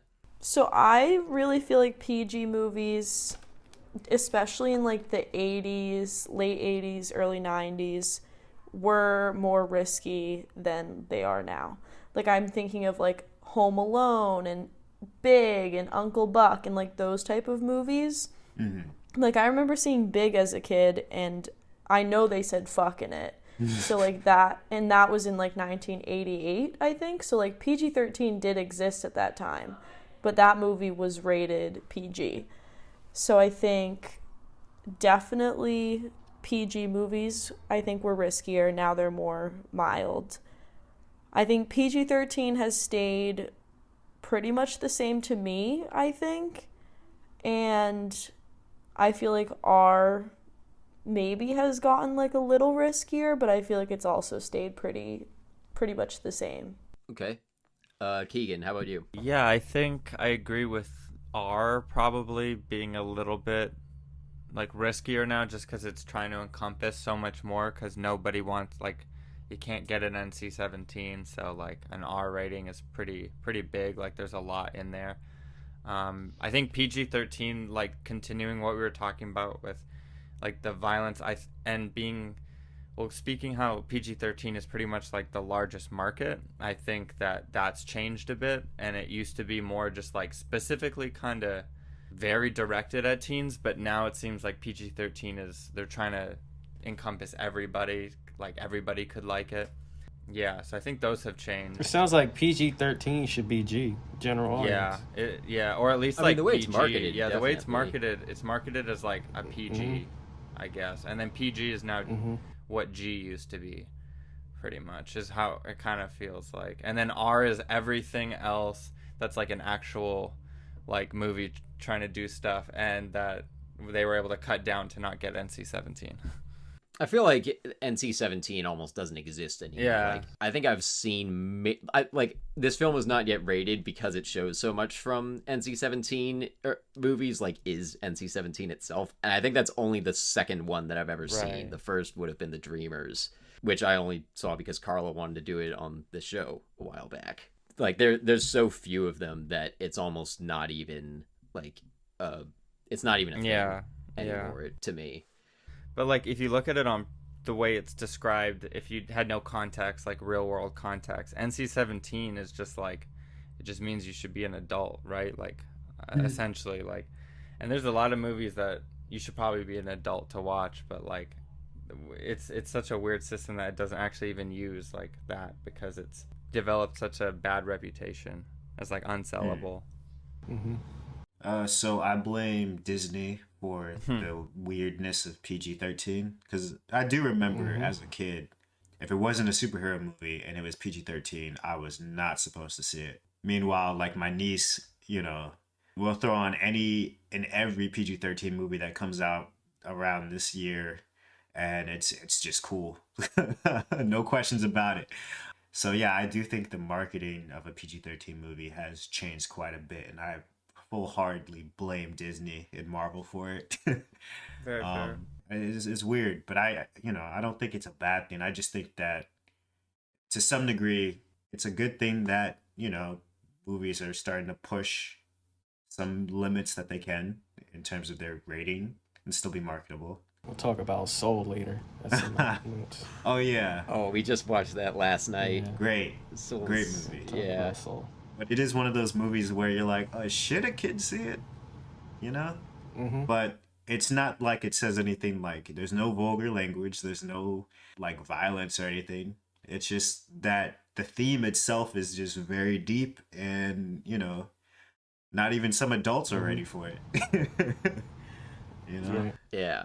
Yeah, it's definitely the heaviest thing I think I've seen in the last year. Yeah, it's a kid's movie. Jelani, what about you? I said the thing about Lion King and Frozen, so it's definitely changed. And with both of those being under Disney, I'm gonna agree with Chayse. It's Disney's fault. I think years ago you could get away with a lot more with PG movies. Like Paige said, I've never seen Big, but I did not know they said fuck in that movie. But I probably wouldn't give a shit if I was watching that. And movies like Frozen require parental guidance. Why? I don't know why.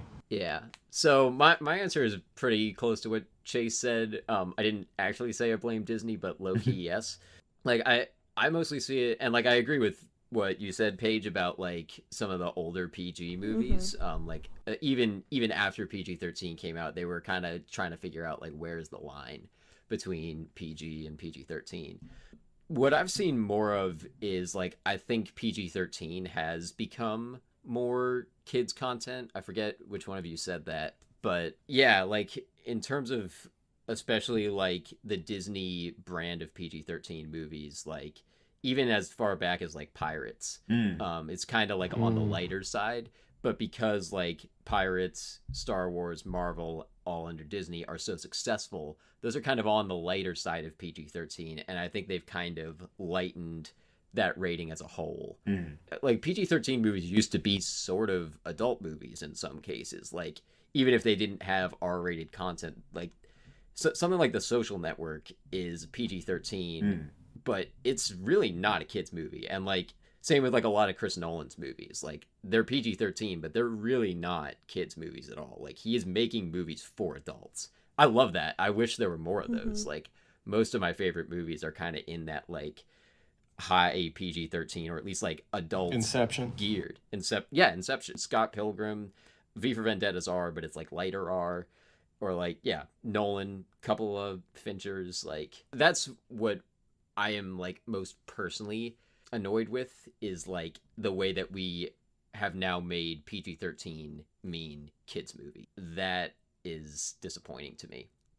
So next couple questions are going to be like ratings as they relate to the viewing experience.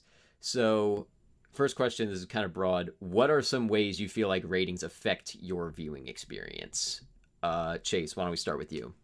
I'd just say expectations. When I'm watching a PG movie, I'm kind of expecting a Pixar, Disney type beat movie where it's just, there's going to be some fart jokes here and there, and it's going to be very light and funny and just chill. PG-13, expecting if it's a Marvel movie, I'm expecting some action, some fun, a good fun time. But depending on the director, maybe it's slightly darker, but not pushing the boundaries too hard. And then with R, I'm expecting to hear the F word every other sentence. And a lot more like mature content. And if it is like an action movie, I'm expecting to see, a lot of blood, maybe some gore here and there. And of course, the infamous sex scene. Or two. It's just expectations. It doesn't really like affect how I view it. It's just what I think about coming into it is probably gonna see. Okay, concur with that. Keagen.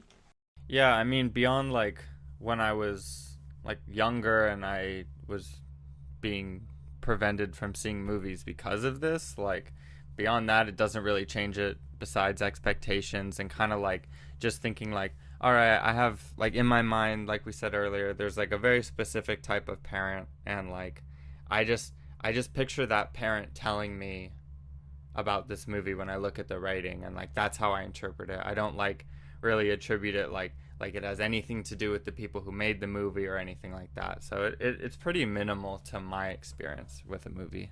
Okay. Paige? Yeah, I agree with everyone. I think it just helps me decide on a movie. Like if I want a specific vibe, like whatever I'm in the mood for, I feel like maybe the rating would affect what I'm going to pick. Like I wouldn't pick a PG movie normally to watch. Or like if I'm hanging out with my friends, like what kind of movie are we looking for? Like are we looking for like a rated R horror movie, or are we looking for like a lighthearted like PG-13 rom-com? Like I feel like it helps in that sense. Yeah, Jelani. So I'm just not realizing, I don't think I knew what ratings were when I was a kid until I started like looking at the covers of movies and looking on the back. And then I started to realize like, first of all, I didn't know the first Shrek was like, isn't it PG-13? Is it? No, I think they're all PG. I'm pretty sure all of them are. Okay, there was some movie that was like marketed towards kids that I believe was PG-13, just the first one. I might just be thinking of the first Fantastic Four because they made the sequel PG. I wasn't really like paying attention. Nowadays, I don't really give a shit. Like if I see like a bubbly, colorful ass movie poster with like animated characters on, I'm just gonna assume the movie is PG. But oh yeah, back then, if my parents would like know what I was watching, so like if they told me I couldn't watch it, I would just assume it was rated R. But whatever, like I don't know what I'm trying to say, but they were I was like monitored, so like it didn't matter like to me what the rating was. And nowadays I'm old enough to see all the movies, so So it doesn't matter. You don't need an adult no more. No, I don't. I don't need to show my ID. They see my chin fuzz, bro. They're like, oh, okay, he's at least 17.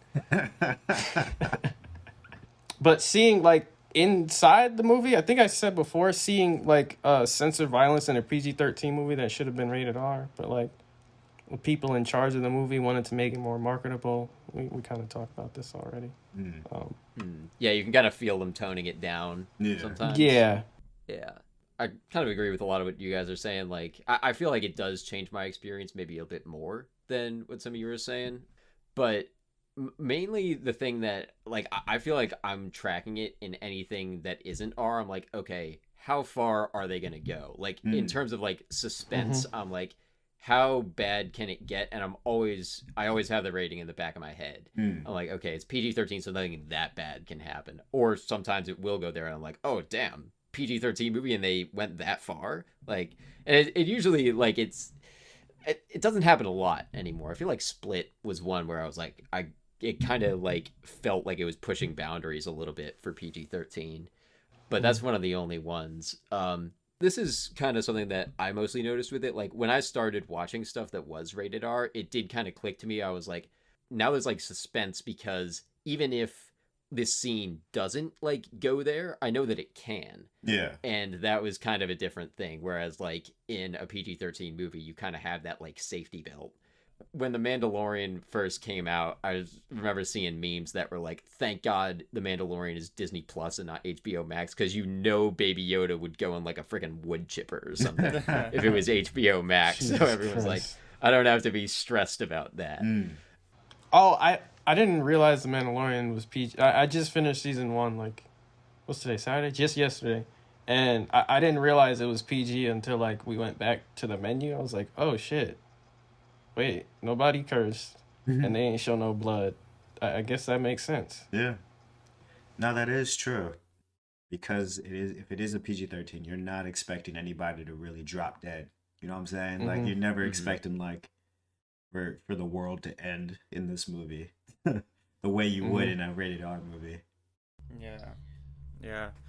I didn't think about it like that, but that's a good point.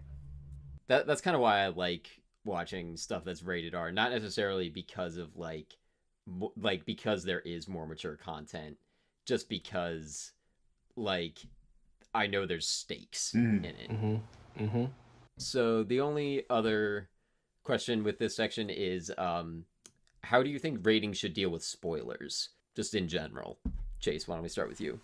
So what do you mean by that question?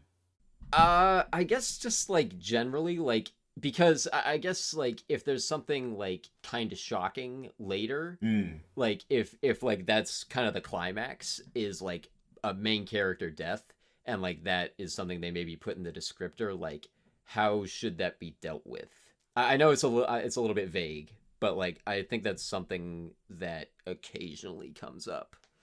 That's hard, because I mean it really just depends on like what it is, and like, you know, how graphic or how triggering it could be, you know? Because like on one end you do want there to be some surprise, but I guess at most I would just be like warning there is violence, and if there's anything super specifically graphic, I guess it depends on like what it is, you know? I would kind of agree with that, I guess. Like personally, I would say it's more important to like have it in the descriptor, whatever spoiler potential there is. Like I think you still got to put that in the descriptor or something like that. But yeah, I mean, it doesn't come up a lot, but if it's like a scene of violence or something, and it's like an otherwise, like it's like the only violent scene in the movie, that can sometimes be a spoiler. Whereas like a drama for most of it, but then in the climax, someone pulls a gun and it's a big deal. Yeah. Like it's kind of a rare situation that it comes up. Yeah. Where the rating could be a spoiler. I think also it could add to the suspense though too on the other end, because it's like, all right, when is it gonna happen? Like, you know, because I do remember that actually happening to me, because I think it was Scare Me, and they had in their description like a warning, there will be violence in the movie, even though there's like, it's literally just a movie about people telling stories to each other. So the whole time I was just thinking like, all right, when is it gonna go south? Can you imagine like the trailer for Frozen 3 had a warning for gore? And be like, what the fuck? What? When? That'd be a hard left turn. Yeah, yeah. And like with Parasite too, that also was another one that kind of got spoiled for me in that sense, where like I was expecting, all right, when is it gonna ramp up into the violence? Yeah, I think it works both ways. I kind of had that with Once Upon a Time in Hollywood, not necessarily because of the rating, but like because it was Tarantino and like spoilers for that movie, like it doesn't really feel like a Tarantino movie for most of it. Like there's not like excessive violence and language like there is in most of his stuff. So I was like, when is it going to become a Tarantino movie? That kind of happens with other directors, I guess, too. But like with him, he's always very much like he loves going like as far as he can. Like, Yeah. He relishes in his R ratings. Keagen, how about you?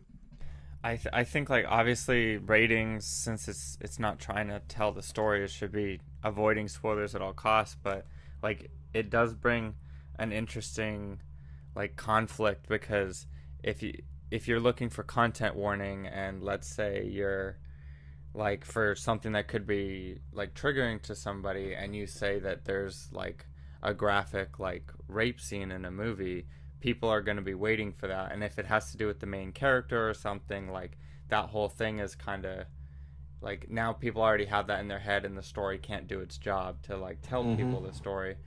So I guess like it would just have to try really hard, but like I bet that same thing, they still have to mention it, you know, to like to so people can have that warning. So I guess just try to stay really general and only mention what you feel like you have to mention without connecting it to anything. I guess I don't know.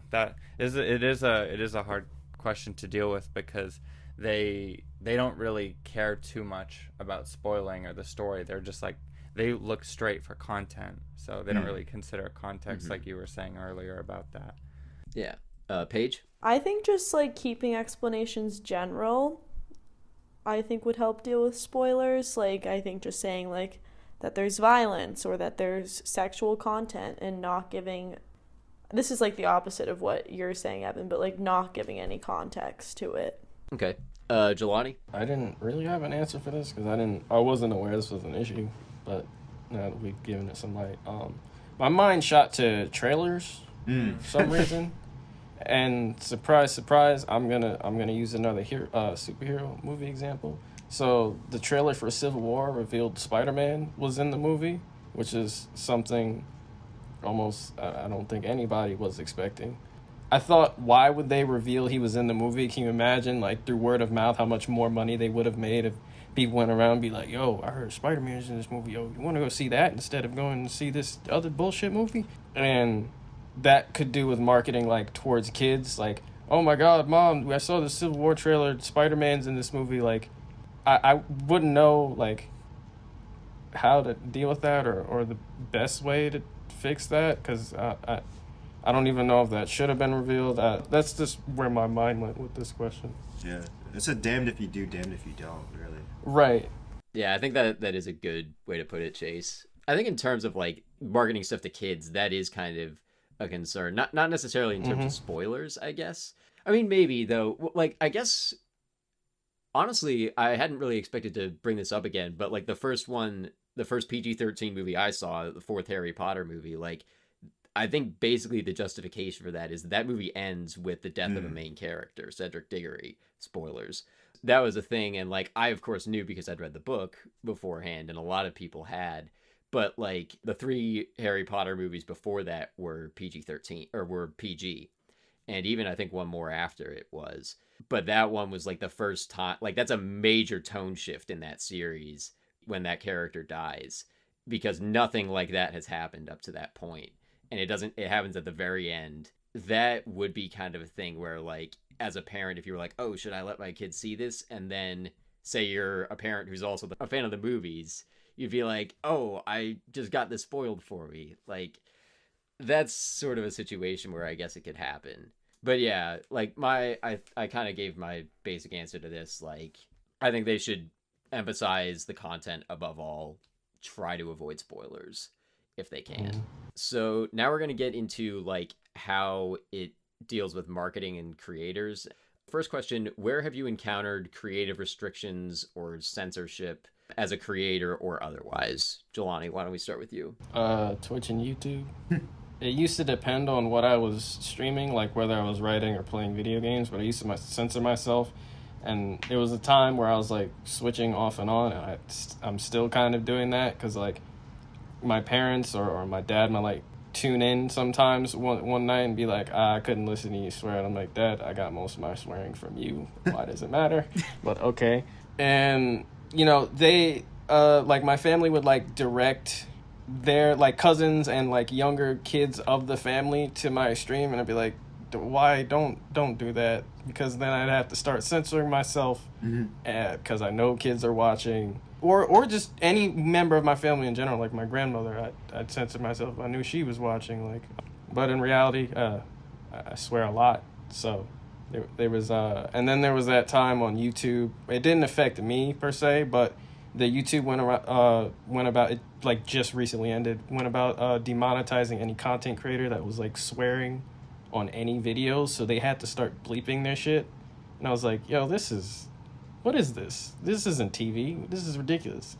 Or censoring like horror theme channels or any channel that was like directed with like violent stuff like Mortal Kombat focused channels where the game is extremely graphic. They had to start putting colored filters on their videos to get rid of the red blood because YouTube's bots are fucking stupid.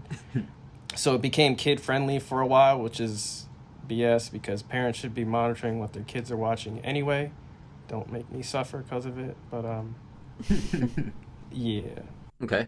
Keagen. Yeah, I would say that I noticed in pretty much any kind of school like shorts that we were making or anything I've worked on, like outside of that, anybody's projects I've helped out on, like little short films.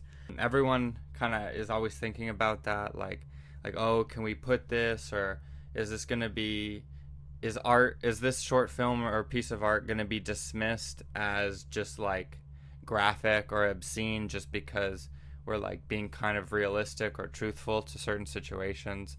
And like it feels pretty limiting, especially when like you look over and you look at a lot of European countries and a lot of just their general, like around the world, not just Europe, like the rest of the world's perspective on film and what you can and can't put in. Like there's a big difference, and it's just kind of like it's hard to try over here when it seems like the restrictions are a lot less everywhere else and everything's just better accepted and more developed.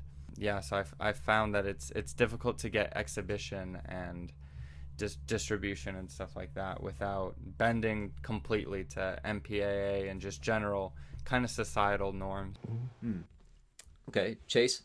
So as a writer myself, I do find sometimes I feel the need to restrict myself or censor myself in some ways, especially with like, cause I'm into fantasy, so I tend to do fight scenes with magical abilities that, you know, may like melt a person alive or something like that. So I have to constantly go back and forth within like the novel that I'm currently working on and say like, all right, like is this too much? Do I want to go for young adult audience or do I want to go for an adult audience? You know, is this too much for a young adult audience?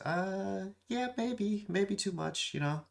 There is that constant back and forth with me at least, like just trying to figure out, all right, how far can I go with the violence? How far can I go with, to say, like the swearing?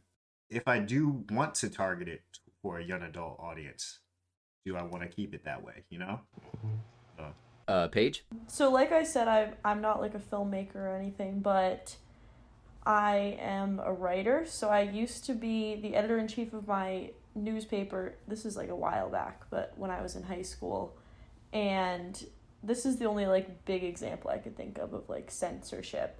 So our school principal was trying to prevent us from publishing an article about sexual assault at our high school. Like it was an article about how sexual assault happened at our high school. Not like any specifics, just like the fact that it does happen. And so our principal was like really upset by this, and she ended up like threatening our advisor, like threatening to fire our advisor. So it turned into a whole thing. But anyways, we still published the article because like our newspaper is technically a public forum, so like the principal doesn't have any like prior review of what we publish. So that was like the closest call that I've had to like being censored in my writing and in like publishing in that sense. It's an interesting example. I'm glad you said that, because that is like very different, I think, from the way the rest of us, because I think the rest of us are creators of some kind. So that's very different from like the kind of censorship we might deal with. My biggest example is not the only one, but earlier this year, and this was actually part of what inspired me to talk about the MPAA at all, I was taking this class called Story Medicine. So we like wrote plays for kids who were in the hospital, and I was given like some very different restrictions than I've ever seen there. Like I couldn't use the word like crazy, and I couldn't use the word survive. I think there were probably others that I might have gotten hit for, but those were like the two that I remember being called out. And I was like, wow, I just it never occurred to me not to use the word survive. Like, because some of them might be like maybe terminally ill or potentially terminally ill. So that like, that would be kind of like a trigger spot for them. And like, I couldn't put characters in like stressful situations. It was very difficult. Like I didn't turn out anything very good in that class, in my own opinion, but I just found that so interesting because like those could have been potentially very triggering things, and it made me realize how little the MPAA deals with stuff that might be triggering to an audience. And that was like a kind of an eye-opening experience for me. So this next question we kind of have gotten into a little bit, I think. How do you deal with like any kind of rating system or content restrictions when creating? Chayse, why don't we start with you?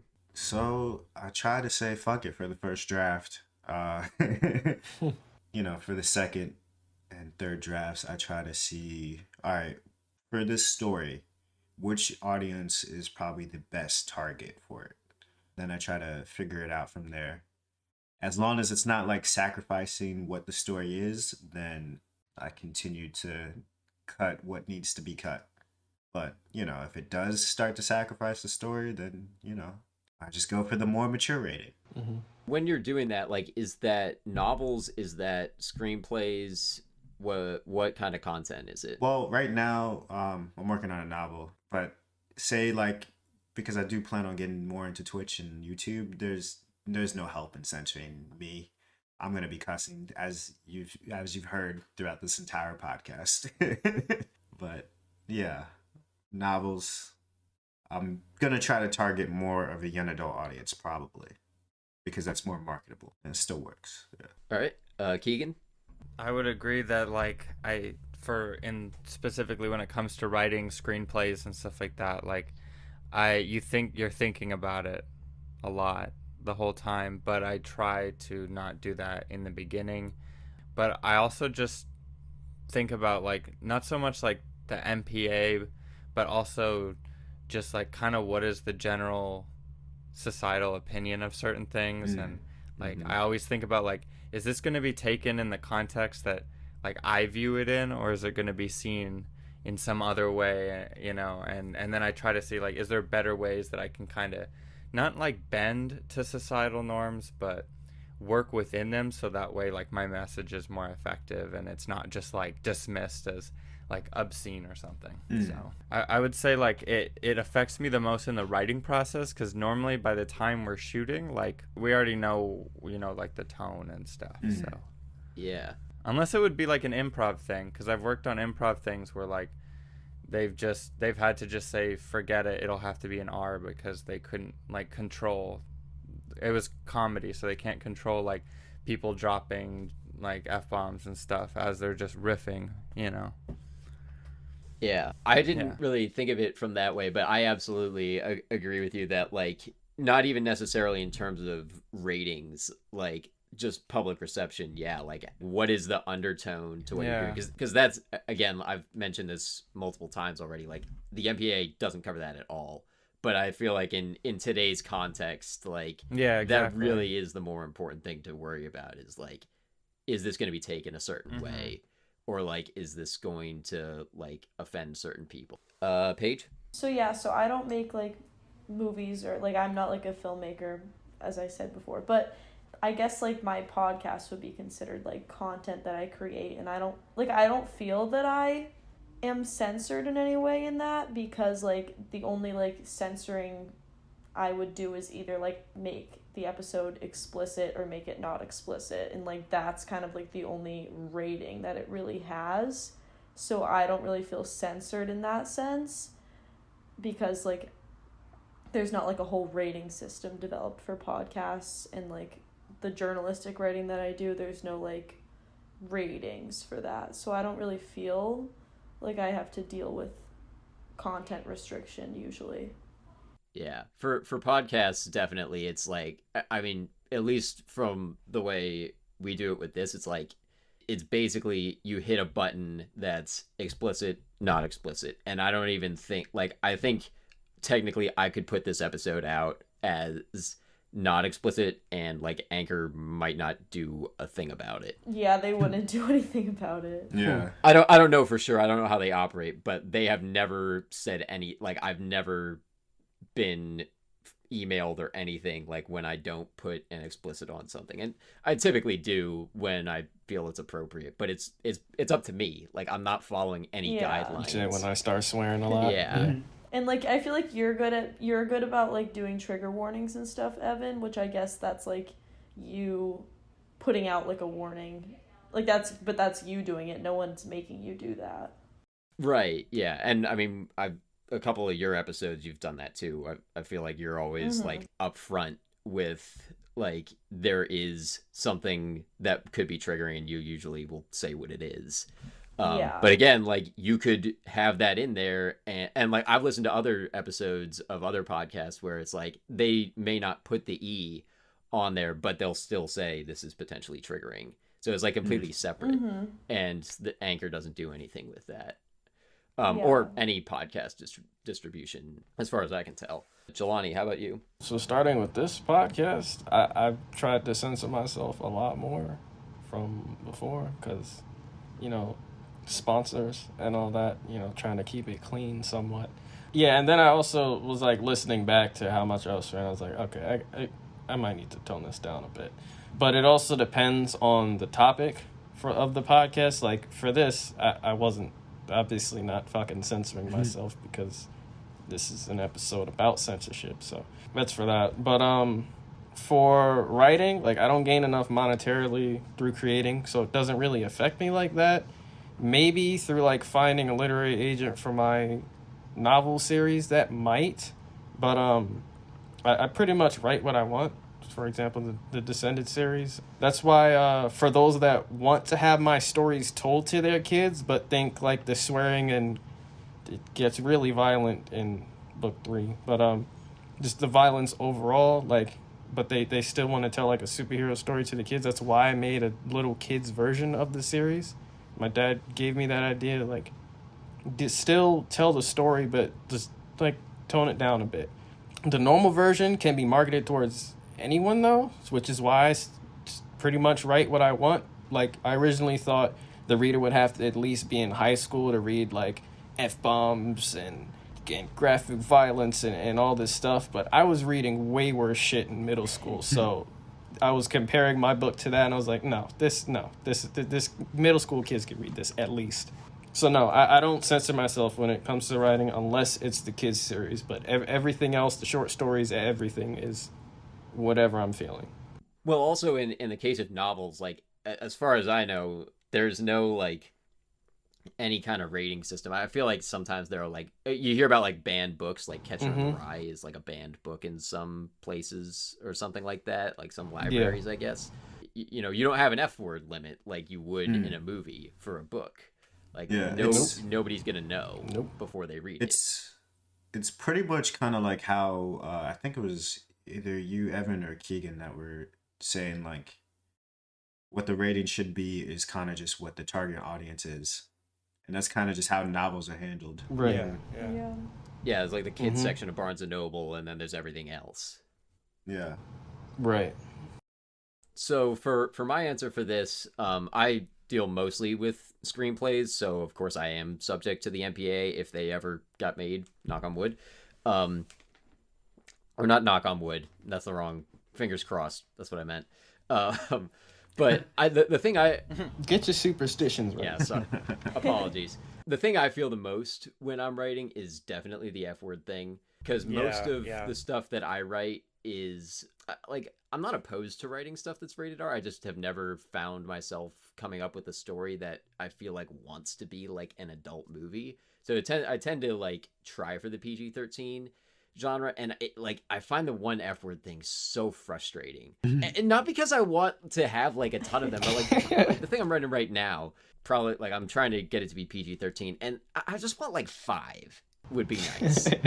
But you know, within the restrictions I have, I always try to make sure, and we've alluded to this a little bit, like I get 1, so I really try to make it count every time. I try to make it like a moment that I want to draw a little more attention to, maybe, and make it called for. Like sometimes I'll see a PG-13 movie and they like use their one effort, and I'm like, really? I'm not thinking of any examples. Have an extra say it. Sometimes that can be funny, but well, that was fucking crazy. Yeah, I would like more F words than 2. I feel like their sexual connotation with it, I feel like that's easy enough to abide by. I just want like my characters to sound a little more like real people, like, you know, people in their 20s don't. Every other word is the F word. Yes. Yeah. Yes. And like I want it to be like I don't want to go all out with it, but it does feel like I don't want to waste it on just like a casual F word thrown in. Right. But that also feels real to who they are, so I find myself switching. I'm like, in this case they'd probably say it, but I'm like, I kind of got to work around that and get the same thing across with something else. I like flipping. Flipping is fun sometimes. I like what you mentioned about like the real conversation thing. I think I might have slightly mentioned it before, but like most people that these movies are marketed towards probably swear more than the characters in the goddamn movies. Like, yes. Unless the character is specifically, like, I know there are people out there, super religious people, or just people that just don't want to swear in general. There are people like that. But it seems like most of us, even on here, swear. Like, I don't know, man.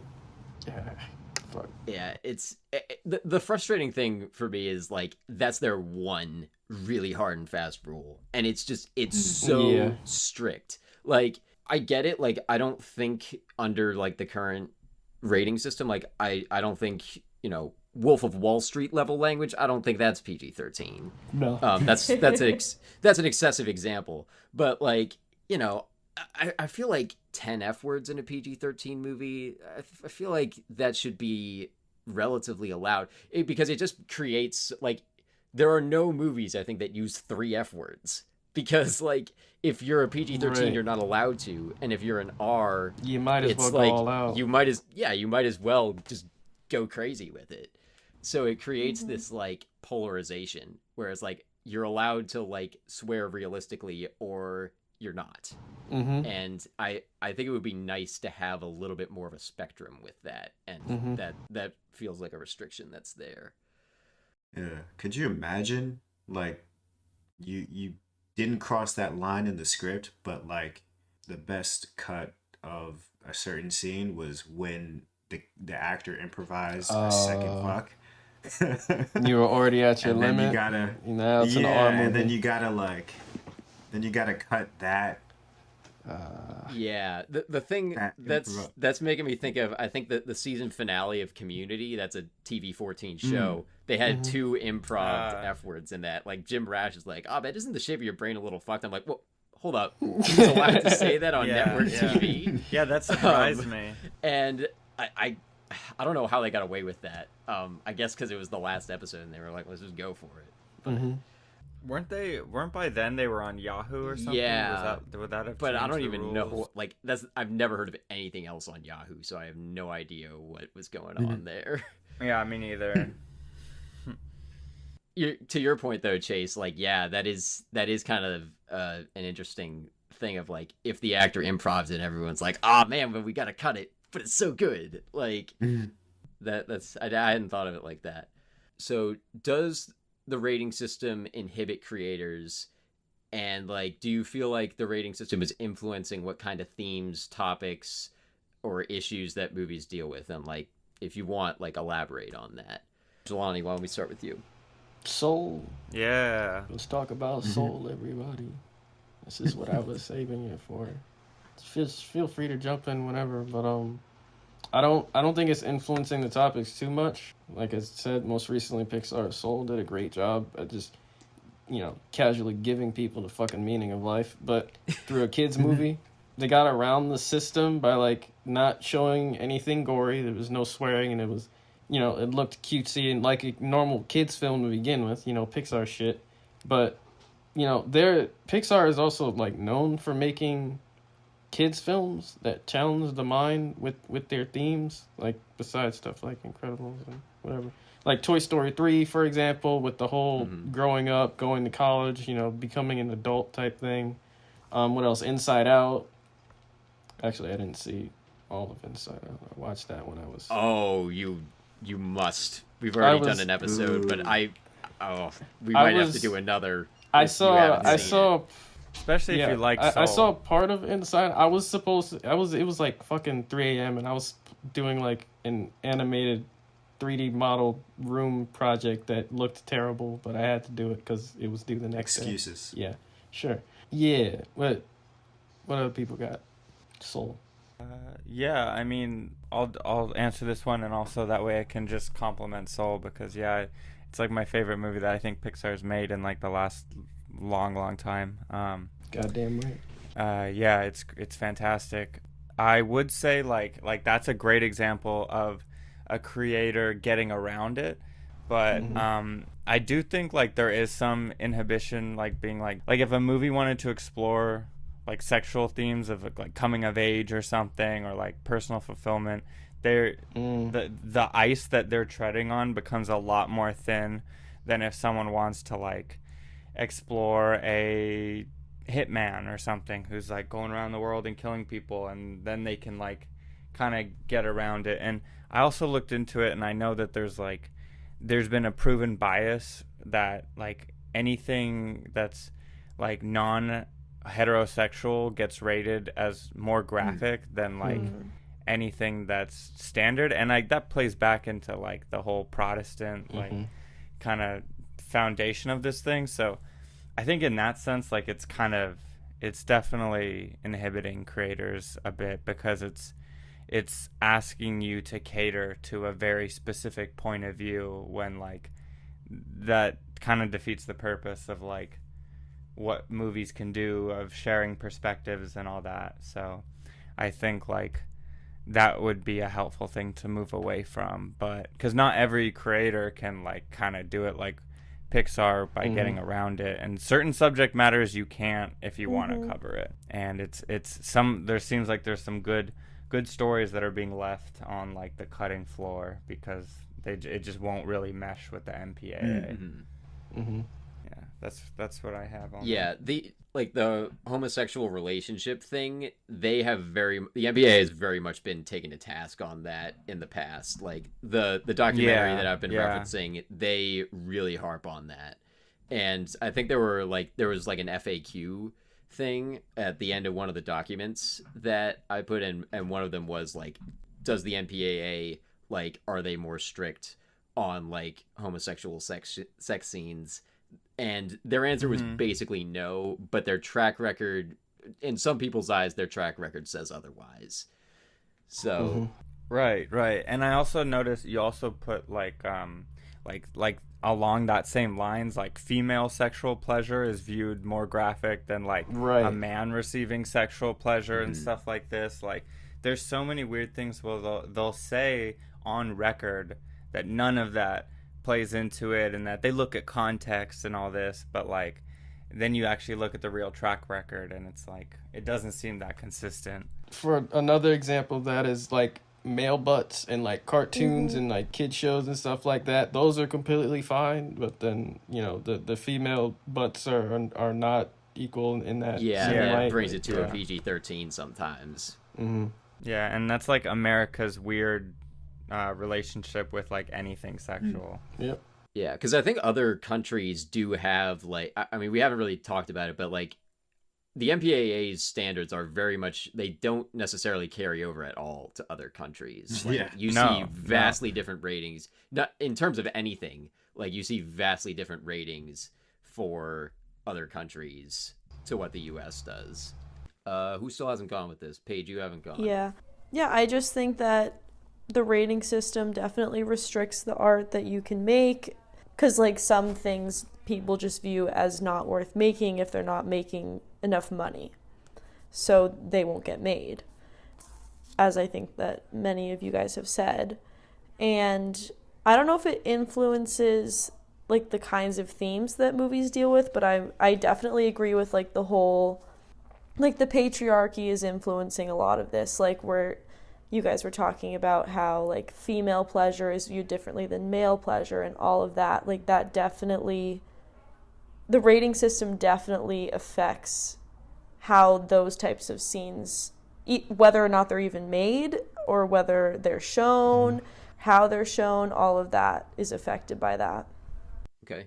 So my answer for these was like, more so like than the rating system, it's like how well the movie will travel, or like how it's gonna be received in a marketing sense is kind of like more what people do in terms of theme. Like what I hear about a lot is how creators will deal with like catering to a Chinese market, because China doesn't have a rating system. They are like, they basically will see and they're like, okay, we're gonna show this or not. Like there's no distinction. They're just like, it's good and we're going to show it in every theater for everyone, or we're not going to show it at all. But like I've heard creators having to like, they really do try hard to like be appealing to international audiences, because that's where a lot of the money comes from. And that I feel like kind of comes into it more. And like beyond international audiences, the limitations for audiences on R-rated movies, that I feel is a big thing. Like, and that's something that I wish wasn't true for the MPAA, because I mean, we've alluded to this already, but like for international listeners, the thing for R-rated movies is if you are under 17 and not with a parent, they won't let you in. Technically there's ways you can get in, but like just don't get tackled. And that's just for theaters too. Like streaming and other stuff tends to be a lot less restrictive with that. But like it's a big deterrent for some studios. Like we've seen some big grossing R-rated movies, but by and large, if you make something R, you're limiting your audience, which isn't true of other ratings for a lot of things. And I really wish that wasn't the case, that you didn't have that binary, because that seems to be the incentive. And I know the MPAA isn't fully responsible for that. It's kind of the studio's reaction, but it is a reaction to the MPAA. Do you think Deadpool's a special case to that? Why? Because it made so much? That, and there were still kids in the audience, like the theater. So do you think, I don't know. Well, I think Deadpool is interesting in the sense that, like, I think a PG-13 Deadpool makes less money, which is, like, it's a rare case where that might happen. Like, I think I remember when Disney bought out Fox, one of the first things people asked was, is Deadpool 3 going to be PG-13? I want Deadpool to be R.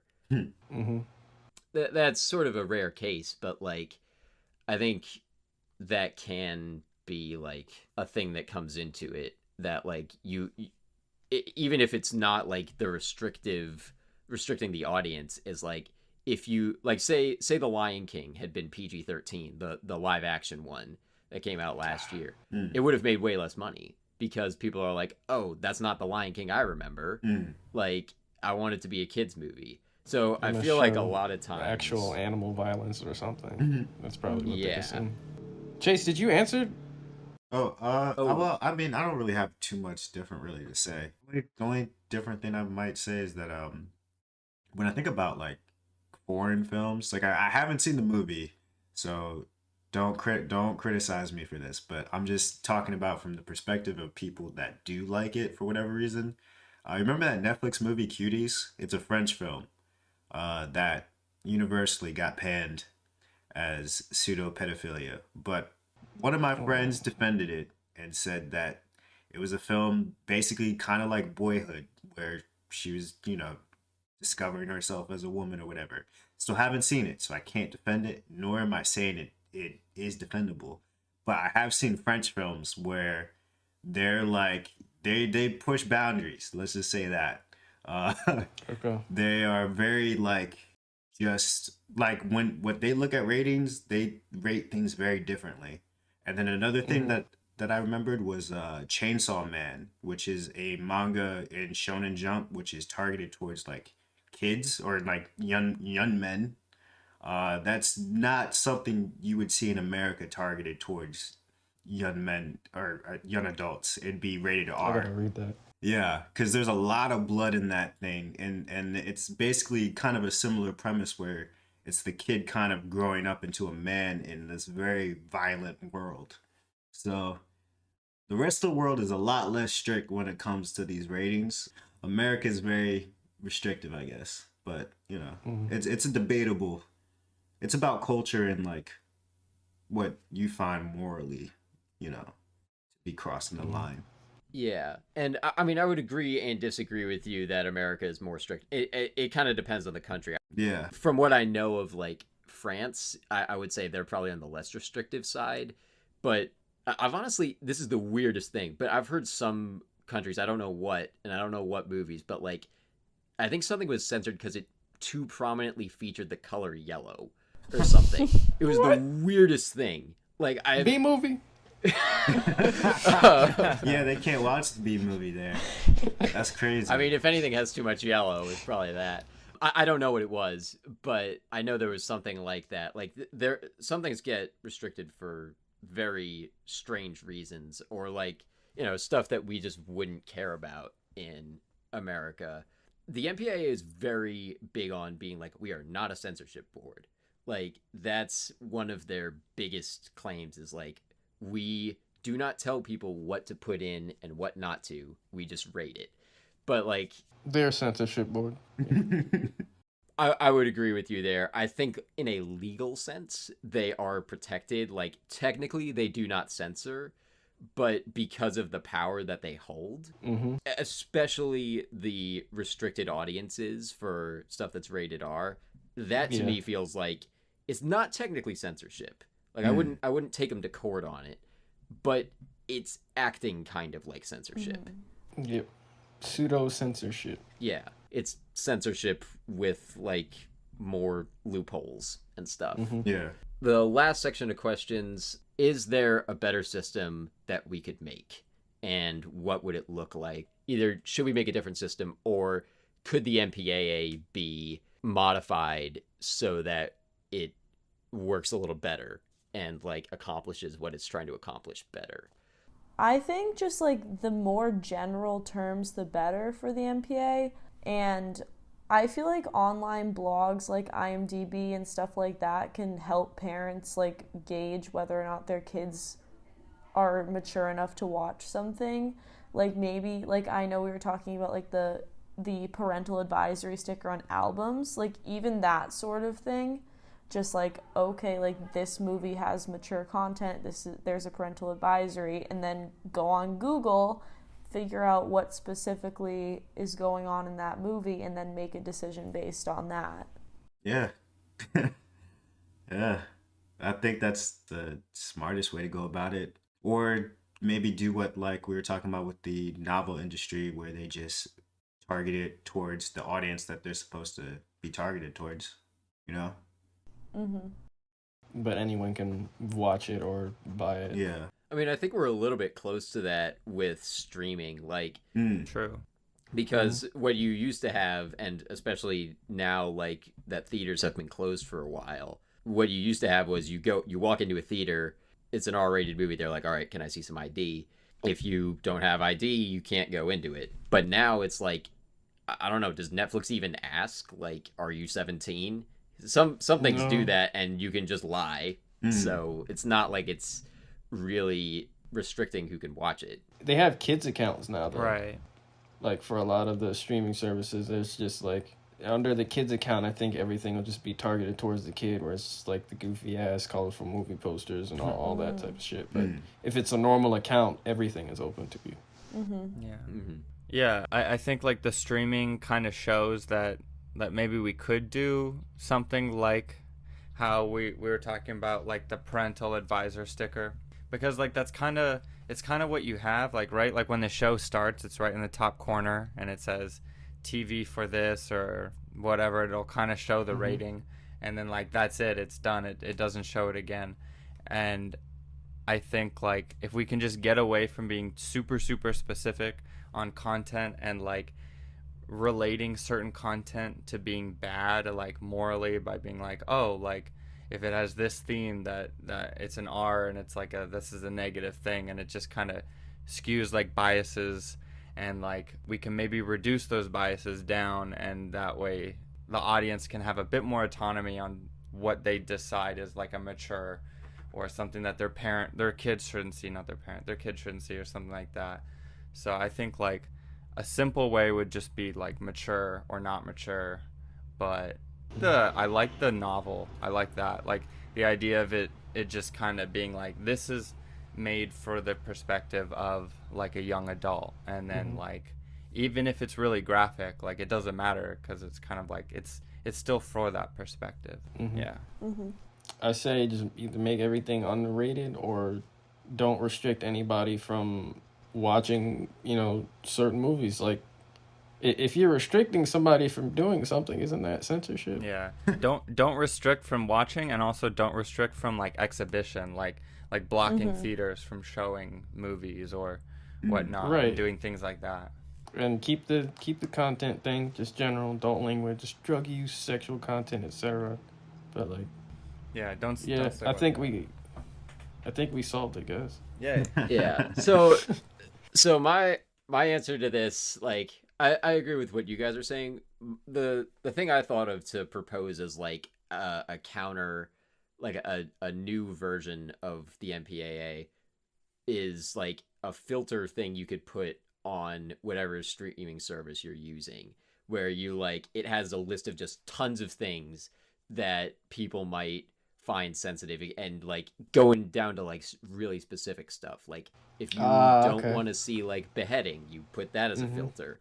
If you don't want to see something with like that, like push certain views, you can put that on there. And like anything that might trigger you, put all of that on there, or anything you might not want your kids to see, make all of that in a filter, and label every movie with that. Like the amount of labels that streaming services put on movies, I think this is very much a practical thing they could do, and label everything as like, okay, this movie has all these things, so if you put that you don't want one of those, we're gonna just not even show you that we have it on this streaming service.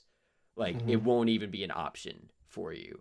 And I mean, in terms of theaters, that doesn't work quite as well, because obviously theaters are a little different, but you could still have it in place somehow. Like that just feels so much more free to me, where it's not like, okay, like you can still figure out, do I want my kid to see this? Like that's still something you could do, but it's not labeling it in terms of age, and it's freeing up stuff where like, if you don't like that this movie has 3 F words in it, fine, but it can have 3 F words, and not like, that doesn't matter to like who can see it. Evan really wants 3 F words in the script. I really do. I really want that 3rd F word. Like that. It's God. Like fuck the F word restriction. That is my. It's not my only takeaway, but like that is the end of my questions. Did you guys have anything else you want to say? I know we've been going for a long time with this, but I didn't cover everything with these questions. So if there's anything else you guys want to say that we didn't cover, go ahead. I wanted to add video games. I think video games do an okay job, except when it comes to mature games. Like I would be like 15 or 16 at my local GameStop, and I have hair on my face, but they're like, nah, you need a parent. to buy this game. And I'm like, bro, I've been playing Mortal Kombat since I was in elementary school. I don't think I need a parent for this, but he doesn't know that, so it's not his fault. You should have told him. Right. Yeah, I should have been like, I've been playing Mortal Kombat since before you were born. Everything else with like teen and stuff like that, normally the parents are going to be buying the games until the kid is old enough to play the mature games in the first place. So I think video games do an okay job at that. That was my only other point. Yeah, I don't think I have anything new to add to that. Just that, yeah, I think the MPAA could do its job a lot better. The MPAA is like 2 blocks away from where I am right now, so if anyone wants me to go TP it, just let me know. Wait, really? I thought they were in Yeah, LA. it's in Washington. It's in Washington, D.C. This isn't, wow. Go jump. I thought for sure it was in LA. Maybe they have offices in both. I think their headquarters is D.C. That would make sense. Tell them to shape up. I mean, maybe don't put a target on our backs, but like, If something happens, it wasn't the podcast. yeah, not at all, not at all. Chayse, did you have anything to add? Nah. Give Evan his $3. 3 is such a good number. Why not? Magic number. Yeah, you're supposed to decorate in 3s, so like, why would you not do that with fucks in a movie? Nah. Yeah, 3x. The rule of threes. Give me, Yeah, give me The one rule of fuck threes for with that. filming. Filming with the thirds and all that. Yep. Yeah, exactly. Yep. That's what I'm saying. 3x, 3 F words. Let's do it. Okay, if we're at the end of this very long podcast, let's go through the boilerplate. First of all, this is like something very personal to people, so like, let us know what you think about this. Feel free to write in about any episode, but especially this one. Like, I really want to hear other people's thoughts on this. So, I want to too. Tweet at us or email intanalysis18@gmail.com. Like, send in your thoughts and we'll read them on later episodes, because I really wanted to get more perspectives on this, which is why we had guests, but we are 5 of us, and we're all around the same age. We're not parents, and I think it was good. Like, I wanted to have everyone like all basically of like the generation that like is starting to, whether we're parents or not, like transition into a more like parental role with the younger generation. Our parents' generation has kind of like had their day with this, and not to say that their opinion doesn't matter with it, but like I wanted to, because it does, it absolutely does. But like we are like people who have been raised on a different MPAA system than they were. So I wanted like that perspective. But regardless of your age, like anything, let us know what you think about this, please. There's going to be links in the show notes to the MPAA docs that I looked at and the documentary I mentioned. This film is not yet rated. Links for all of that are in the show notes. There's some really interesting stuff in there if you want to look deeper into some of what we talked about. Upcoming episodes, we got Space Jam. Yeah. And we got both chocolate factories, Willy Wonka and the Chocolate Factory and Charlie and the Chocolate Factory. And we'll be discussing the book in those two. Our logo is by Kelsey Hendry. You can follow us on Twitter at INTAnalysis18. You can follow me on Twitter at Davos Watson. And where can people find all of you? Keagen, let's start with you. Yeah, you can find me everywhere with just my name. It's Keagen Fritz, so Keagen Fritz. That's my Twitter. It's my Vimeo, and you can find all my writing and my short films attached to all that stuff. It's all intermixed. So yeah, just search that name on Google. Paige? You can follow my podcast on Twitter at TRIT Podcast, and you can follow me on Twitter at Paige M Morse. That's PAIGEM MORSE. And I think my Instagram is the same thing. And also, Paige's podcast is called The Revolution is Televised. Yes. If you want to plug that, this is a good time. Yes, my Great song. podcast Great is song. on Spotify, Apple Music, or Apple Podcasts, and it's called The Revolution is Televised. Chayse? Yeah, so my podcast is called The Afternoon Tune. It's spelled exactly how you would think it would be. Well, tune is TUNE, so like the music tune, not like Looney Tunes. So that's not exactly what we thought it would be. Go ahead. Well, you're wrong because you thought wrong. And You can find me on Twitter, Instagram, or even Twitch at Mr. Chayse Mac, MrChaysemac. And all of like links to podcasts and handles, I'll put all that in the show notes. So And what about me, Evan? yeah, you too. Yeah, Wasn't gonna leave you out. Just wanted to add that. Yeah. Y'all know what it is. Twitter at Jelani T. Kelly, Instagram at Base Phoenix, and look at my Scribble Hub stories. Go to scribblehub.com and search Base Phoenix. I got short stories on there. So Okay. If that's all, thank you guys all for coming on. This was yeah, very in depth. I think this is a very different episode from anything we've ever done, but the longest very recorded cathartic. episode too. Thanks, guys. Actually, the decade recap was longer, but we split that in two. So Longest I don't single know. session. It's almost 3 hours. Evan. It's one for the record books. It was worth the time. It's a big topic. So anyway, we'll see you guys next time. Thanks for coming on. Peace. Thanks, guys. Thank you for having me. Peace.